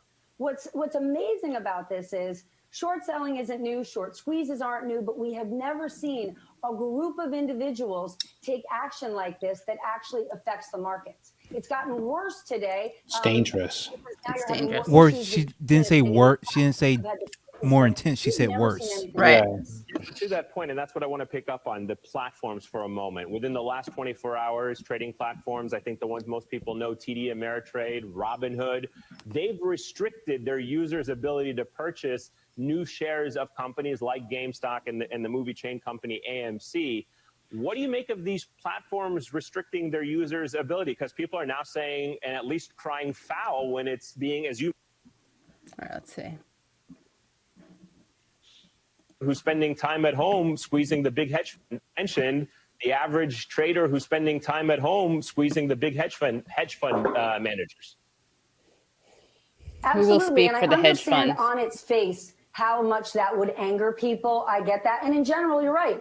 This system is designed for the big guys. Wow. If you and I wanted to suddenly, invest in a hot IPO, we don't have access to it. Wait, is always she goes to big struggling? institutions. So that's part of what's fueling this. But today, it obviously looks terrible on its face. You've got lawmakers that are furious because Robinhood and other platforms are no longer allowing people to buy stock. They're only allowing people to sell it. So that certainly looks like, well, they're just trying Okay, to... can you pause this for 1 second, Katie? Because every one of these assholes has said that line as if that's not that big a deal. It's like, well, we're letting you sell it. We're just not letting you buy it. And they act like that's supposed to be the end of the conversation. I'm like, what are you talking about? Like that, the whole point is that you can buy and sell. Otherwise, there's no way the market can be fair. It only looks bad. It only looks bad. But look, if you listen very carefully to my words, you understand why it's good. Actually. Yeah, exactly. If no one could buy and no one could sell, that actually wouldn't that be fair with the stock? I'm sure they would find some other way to manipulate the stock price, but in theory, that actually would be fair. We're gonna pause the stock until we find out I know that would still be cheating, obviously, but I mean it would be more fair than this. Won't someone, as Carne Verde says, won't someone please think of the hedge fund managers? Yep, that's true. Let's watch some more. For the little guy. But what it most likely is the following. Take a breath with me. Those short sellers sold so much stock, they actually sold more than stock is available. Most likely 150% of the shares that are available. Now, here's the problem. When they all go to cover their shorts yesterday, those trades need to settle. When you settle a trade, you have to find those shares and put them next to the person's name who bought them. And there's not enough shares out there. They don't exist. And when that happens, the trade fails and the clearinghouse says, I'm going to jack your margin. And most likely these platforms are in a situation where their margins would get raised so much, they'll go out of business if they keep trying to trade in the next day. So this is about a system failure. I know people don't want to hear it. Pause that first. What I say. So even if what she said is true, that still benefits the big brokerages unfairly. So that's not an explanation or excuse. That's an explanation for why these platforms need to be banned and maybe fined out of existence. But that's not an explanation for why it's okay that they did that. That's not an excuse. Right. And there's a really, she says, a lot of people also keep talking about the 150% float and how they were shorting more shares than existed. And we did earlier too. There's also an important point in which most of the shares for GameStop are inaccessible, right? They are in funds that are not going to offer them up. They are in executive comp or in the suite of executives and workers that get shares for as part of their compensation package. Only 25% of the shares are actually available to be traded, more or less. And if you have 150% of all shares being traded and only 25% are actually being traded, the real trade is 6 times as much, right, as what is actually available. But we do not talk about that because that's also it's weird math to get to the conclusion. But it is I feel like it just speaks to the greed here. You can't just wave it away and say they kind of fucked up. They just got really fucking greedy, incredibly so, and reckless without covering any of the bets, and then they got caught. Yeah, it's just, I mean, it's very similar to 2008 where they're just basically printing themselves money. They're not doing anything. They're not even taking risk as we see, as we understand it, because they're able to protect themselves even after we know their bet is gonna fail. You can't make a bet on the Steelers and midway through the game start calling the referee, you start saying, actually I want the bet to be for this amount and actually I want to spread out my bets a little bit more. You can't call up your bookie and change the bets after the fact. But that's kind of what's happening here. They can just they have all these means and ways to make sure that they're taken care of, even though they're making these ridiculous risks. Same thing with the, with what were they been on this? What were they called? These the security with the bundles of the loans. The subprime loan bundles, Mhm. and they were insuring those bets with AIG, and they had to know AIG could never cover those bets. They are just completely irresponsible gamblers. This is basically uncut gems, times a million. There's a million of these guys running our whole economy. Basically, it's just maddening when you think about it. And we did nothing after 2008, and there might be something happening now, but only because regular people are trying to get in on the same game. Mm-hmm. Derivatives, thank you. Derivatives, Tyra. Yeah, especially because when the derivatives blew up, they were we're still not going to fucking mark them properly, because if we do, the second we do that, it's going to blow up our company, So let's just kind of lie about how bad it is until the government comes in the room, and then we'll talk with them about it. And it's going to be so wild if all this happened and the squeeze still happens on Friday and they just lose billions anyway. And it's just only the biggest hedge funds or some of the biggest actors end up being protected when they were trying to cover their position. We'll see. Yeah. Should we finish this vid? Mm-hmm. Stuff just makes them angry. No doubt lawmakers are furious and they want to have hearings about this. The problem is going to most likely be that the system is designed terribly, the system gets abused, and they need to make changes. You mentioned lawmakers, and I wanted to put up this tweet from Alexandria Ocasio-Cortez, the congresswoman. A few people have been weighing in on this, and she said that point that, here's what she said: "Got to admit, it's really something to see Wall Streeters with a long history of treating our economy as a casino complain about a message board of posters also treating the market as a casino. You use the phrase, this is a cultural story, and I find that very interesting because are we entering a new era where groups organized on places like Reddit, legally, in the open, nothing shady about what they're doing? Uh-oh. I feel like something's going to happen. Have an ability to shape Wall Street.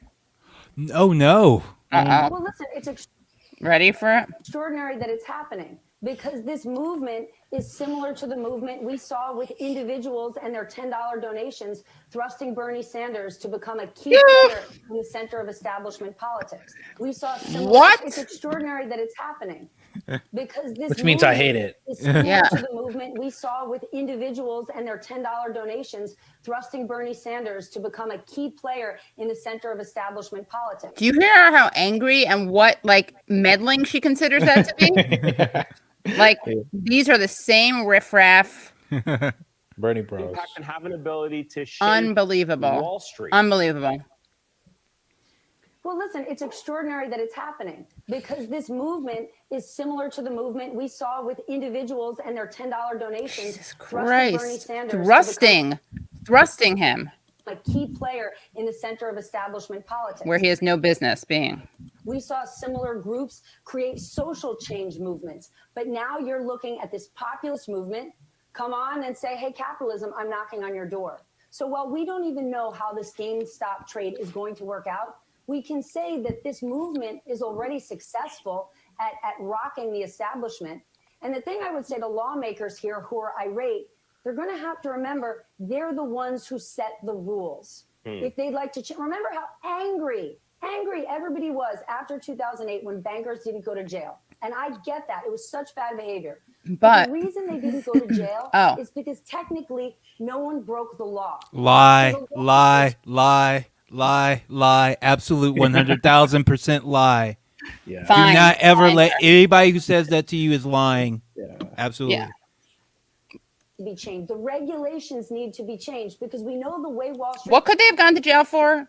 Many things, right? Yeah, I mean, if you asked me this in 2009, I'd be able to list all the documentaries. Yeah, but yeah, someone tell me some of the things they could have, because I know, but I can't remember either. Yeah. Operates. You're going to set the rules, and they're going to spend all their time figuring out a way to work the loopholes. And then the lawmakers need to spend their time closing those loopholes. So this may be a call You to really action want to close that? some more loopholes. And I was going to say, we heard Jen Psaki, the spokesperson for the White House, get asked about it. She deferred to the SEC. So I'm sure we'll be hearing about this from regulators, the White House, and other officials in the coming days. Stephanie Ruhle, always a pleasure. Thank you for. Remember Yellen and Citadel. Yeah.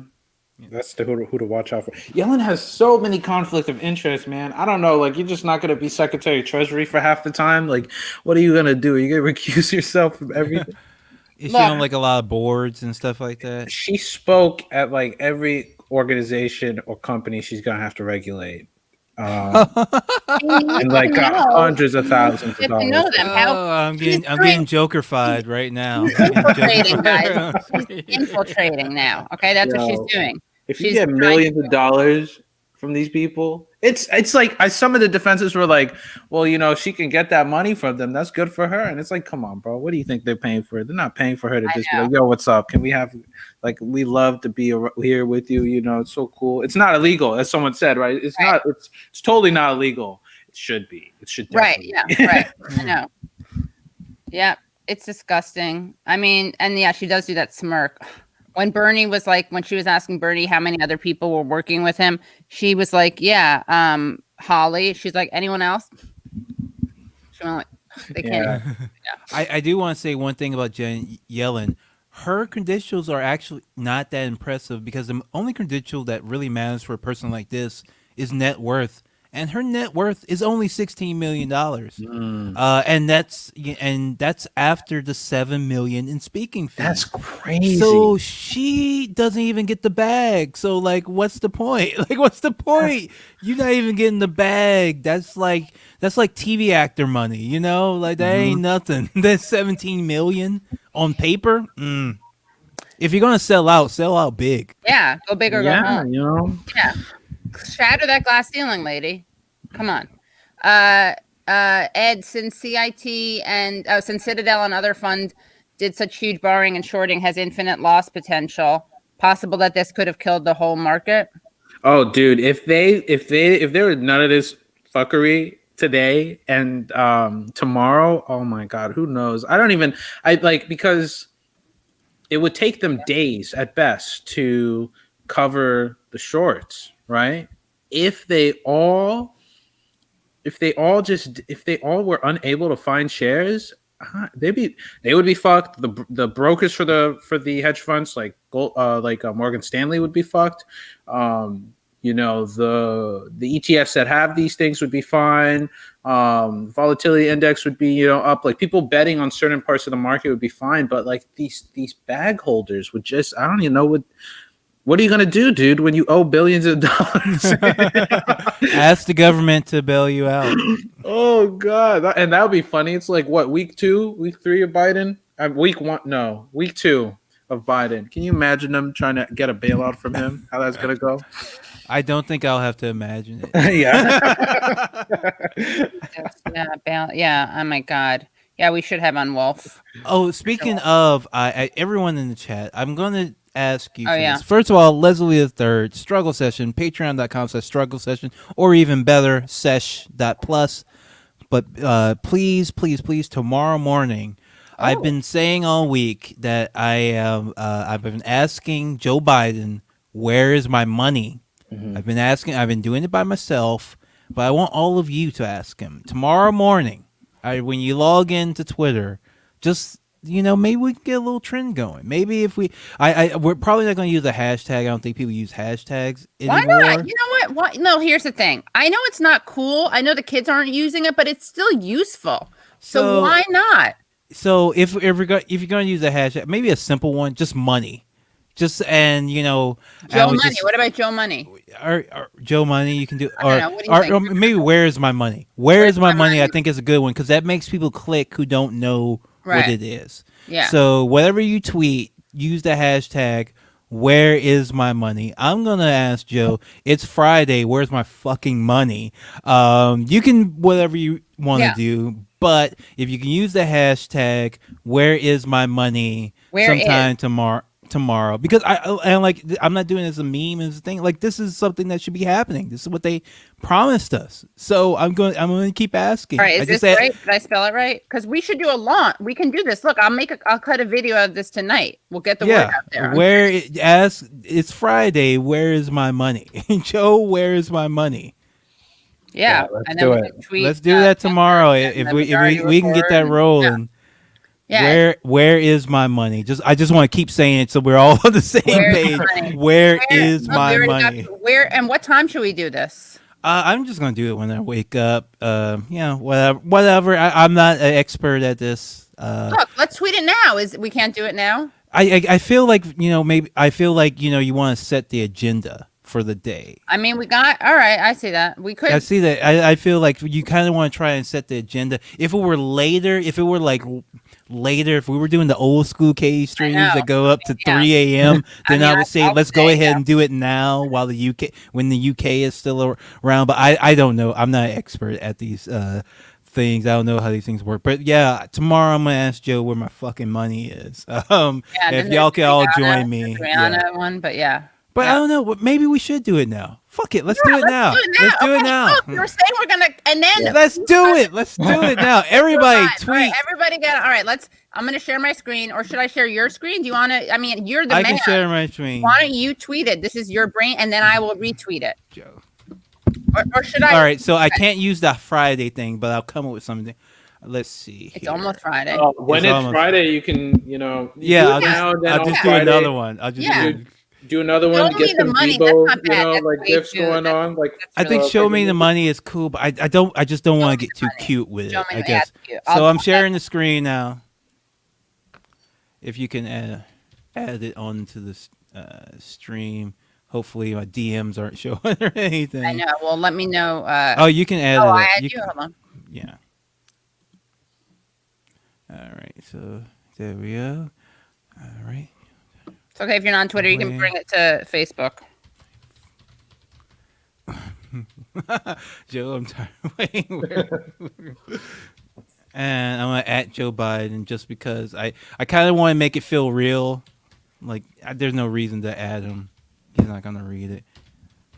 Oh, people are already doing "Where's my stimulus?" Oh, so what are we gonna do? We'll just do "Where's my money?" We'll keep it simple. I've been saying it. We don't want to change it up, Right.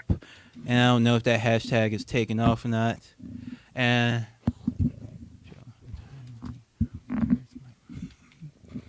okay, yeah, and maybe I will add the Almost Friday.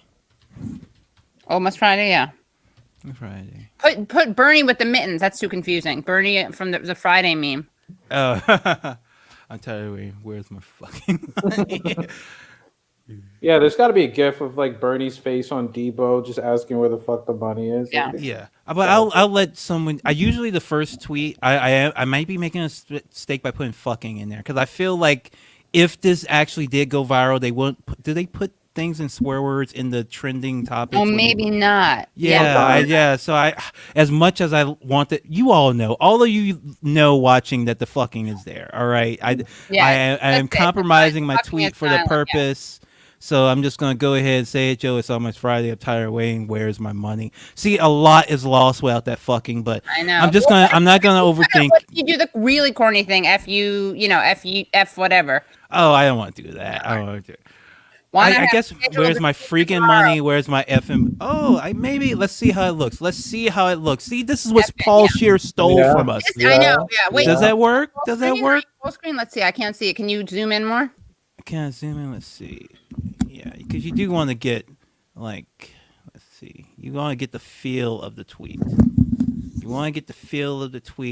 Joe, it's almost Friday. I'm tired of waiting. Where's my effing money? I think that kind of works. I think effing kind of works. I like it. All right. So. All right. I don't know why that other person keeps. Oh, that Joe Biden's down there. Okay. So that is the real Joe Biden. We got the tweet together. I think we can go ahead. No typos. Let's go.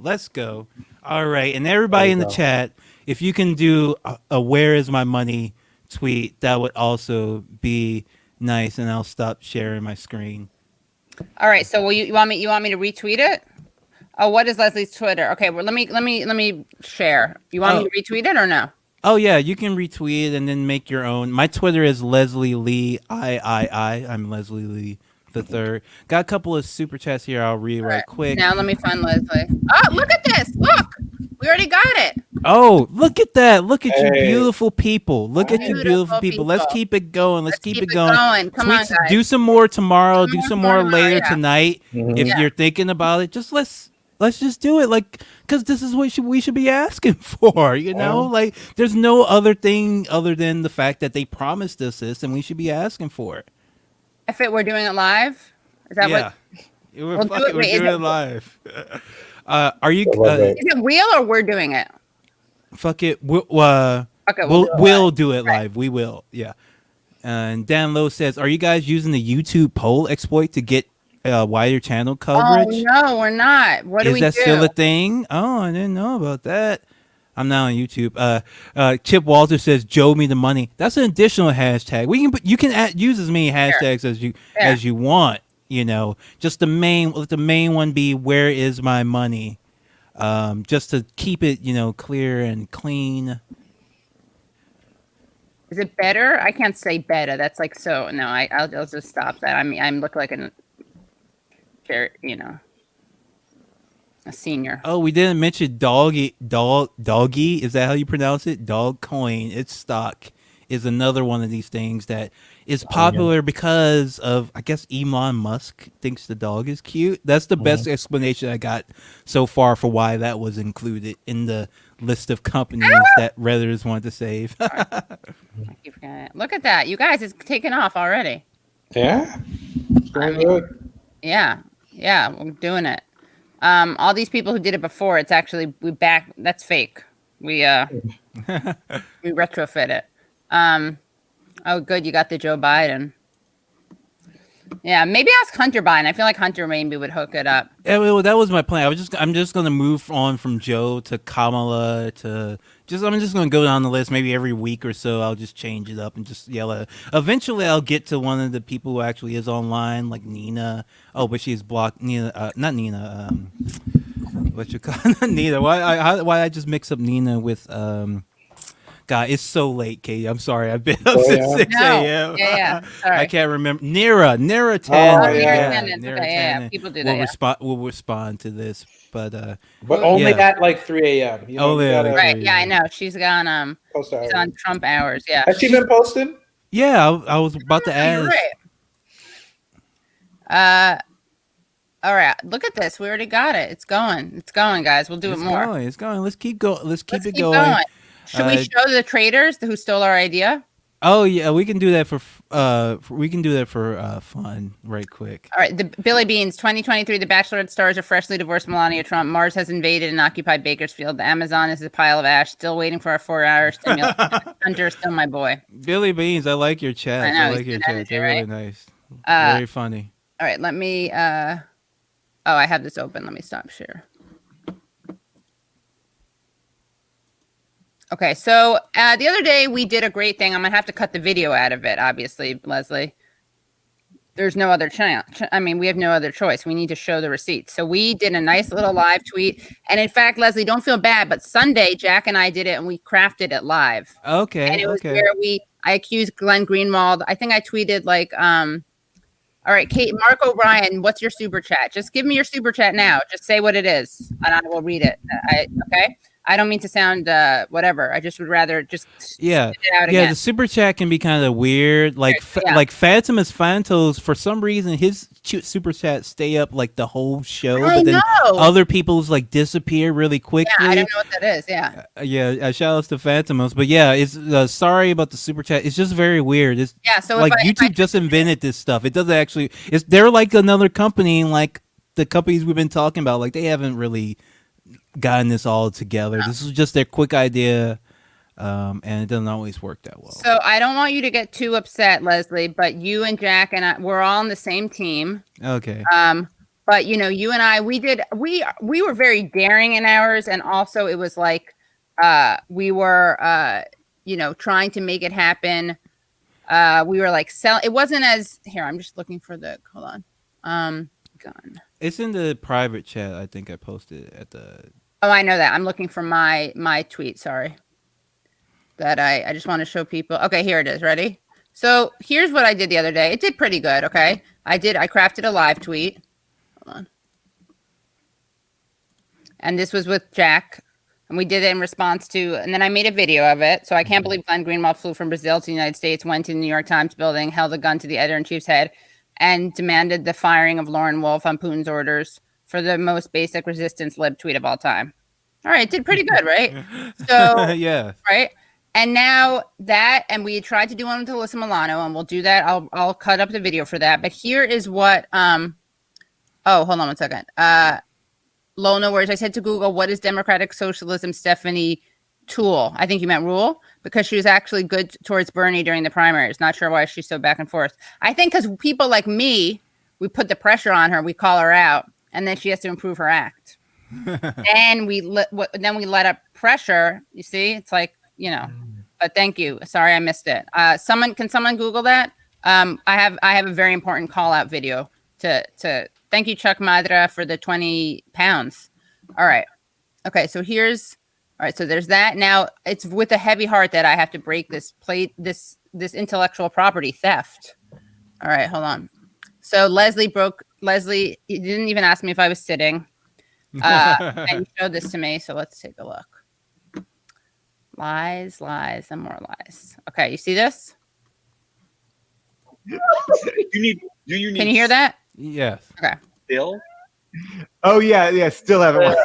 So Adam Pally came up with this idea to do a show on Twitch where we punch up our own tweets and other people's that they send in. Here are some highlights from last week with the great Yasser Lester.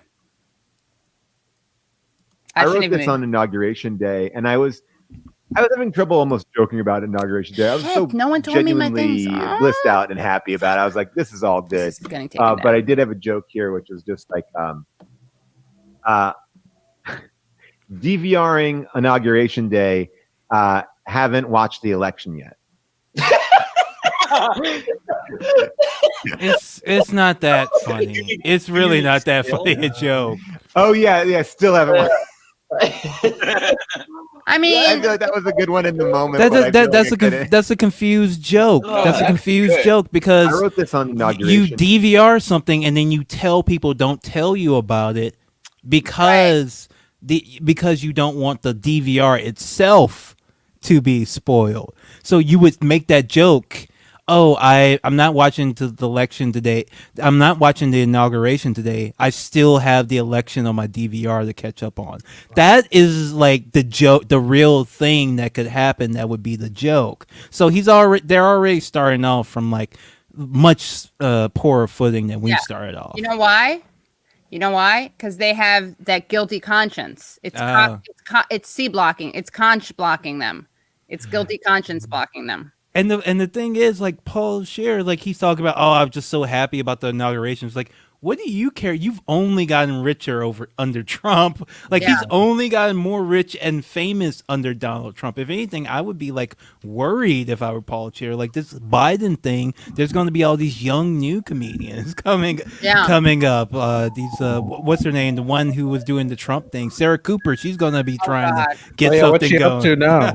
Yeah, what is she up to? So, all right, we're calling you out. Are we gonna offer? Should I offer them like an olive? Call out Paul Scheer. He's online. Paul Scheer is online. But the thing is, like he has enough money now where before he might joke back and forth, he'll probably respond with like something like legitimately kind of nasty and snarky. That's how these Hollywood people kind of get, where they get enough money when people call them out for stealing jokes, which happens fairly all the time. They just respond with, "Oh, you think you're the only one that came up with this concept? Are you serious?"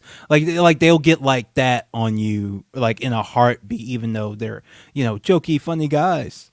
AREM says they're amateurs, Leslie. They need your consult. I mean, look, they need to come over and first of all, they need to kiss the ring, right? Yes. They need to apologize and ask for our forgiveness.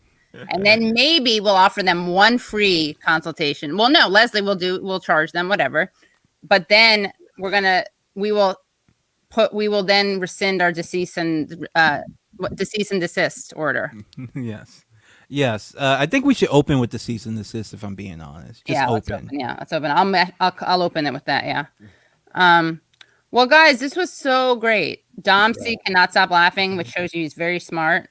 David Silberg says, this is the show, and I, for one, am not about to sacrifice my artistic integrity. Yes. Brad is okay. Yes, Brad is great, but Kelly is also a great mod. Fun ass chat. Deceased. Oh, did I say deceased and desist? I did say that. It's really deceased or desist. I'm being generous. Desist or desist or deceased. Yeah. Desist or be deceased. We're all about choice. Yeah. All right. Well, guys, please like the chat. So they ran around naked with shorts in their hands and wound up losing their shirts. Sounds like time for an OnlyFans. Yeah, people were saying it, like, learn to code now, hedge fund guys. Like, you got to live the life that all the rest of us do. Of course, that's not true. They already have their houses and their yachts, and they're going to be fine, even if they lose all their money. I think most of them will probably. We would have to actually loot their houses for them to really, be worse off. Yeah, they still have all their connections. Their other friends have money. They'll be okay. Yeah. Well, guys, let me see something. What else did I? Hold on. Did I get something? Hold on. Oh, wait. We got something really good. Look at this. Hold on. I don't know why my texts aren't like, let me quit my texting. Guys, this is a great chat. Did everyone here like this chat? Everyone here like it? I did, yeah. I like that. All right. Everyone, Leslie, you like it? Oh, yes. Hold on. Then I got to show you guys what Brad made. Everyone say hi to Brad. Hey, Brad. Hold on, I have to email this to myself because my texts aren't showing up on my laptop. All right. Okay, here we go. Ready? We have an image to use for this.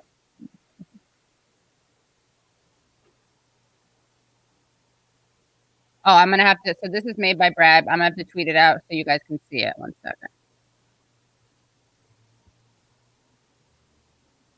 Hold on. We got to get Bernie on the show. Come on, Bernie. Bernie. Come on. All right, hold on. Okay, this is very good. Hold on. Let me share my thing.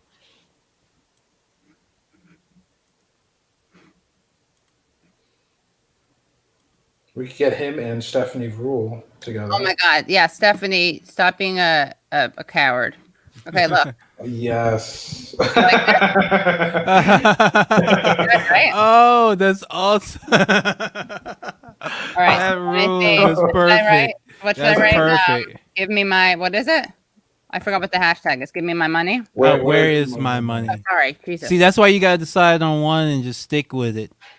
All right, Brad. What's your Twitter handle? That's so good. That's really good. Hi, Katie. Where do I send the screenshots of your Twitter messages? I don't know what that means. Put it under my tweet, maybe. Not sure what. Hold on. Oops. Should I do? Do I actually name? Do I shoot? Do I do it? Why don't I credit all of you guys? HT, Ed, Leslie. Les, I'll put you first. HT. Oh, you don't have to credit me. You don't have to credit me. What if I tag? I want to credit you guys. All right. I mean, the creation is by Brad, but you guys helped make this possible. So, what the hell is Jewish Space Laser?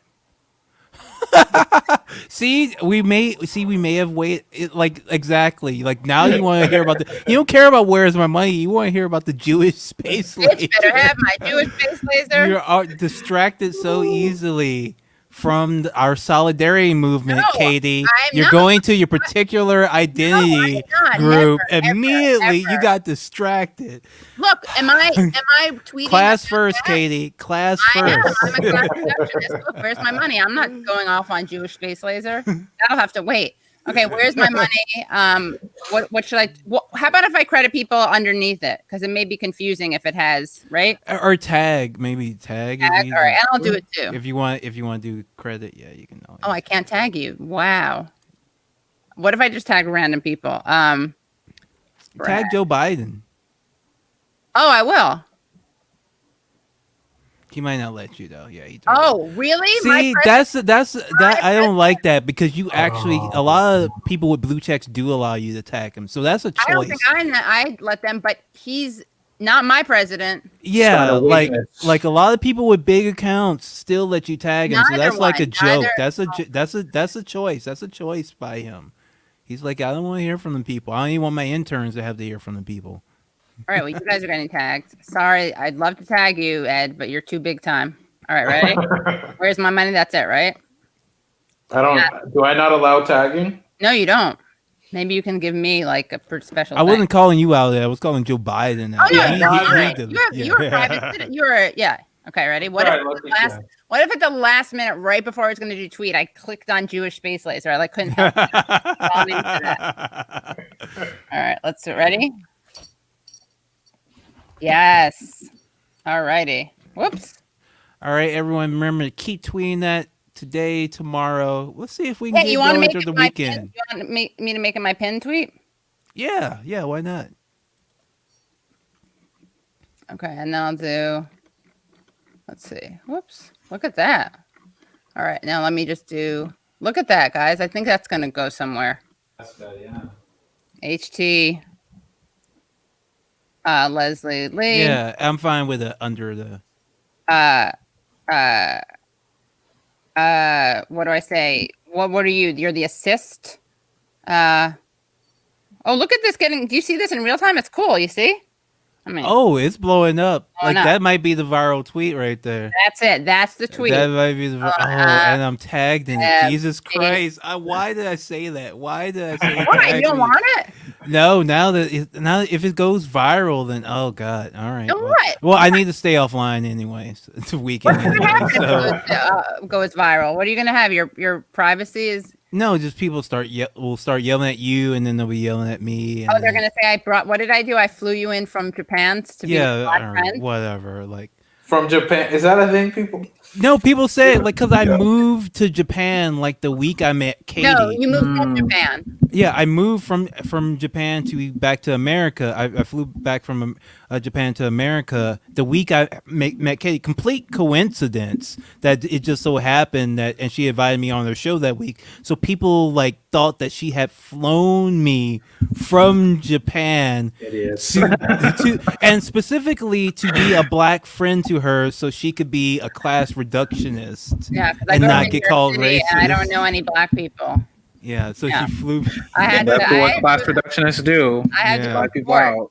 I have to import my black friends. Some of my best black imported friends, or some of my best imports are black. Yeah. It's problematic to to meet people who just got back into the United States. That is. It's true. It's very sus.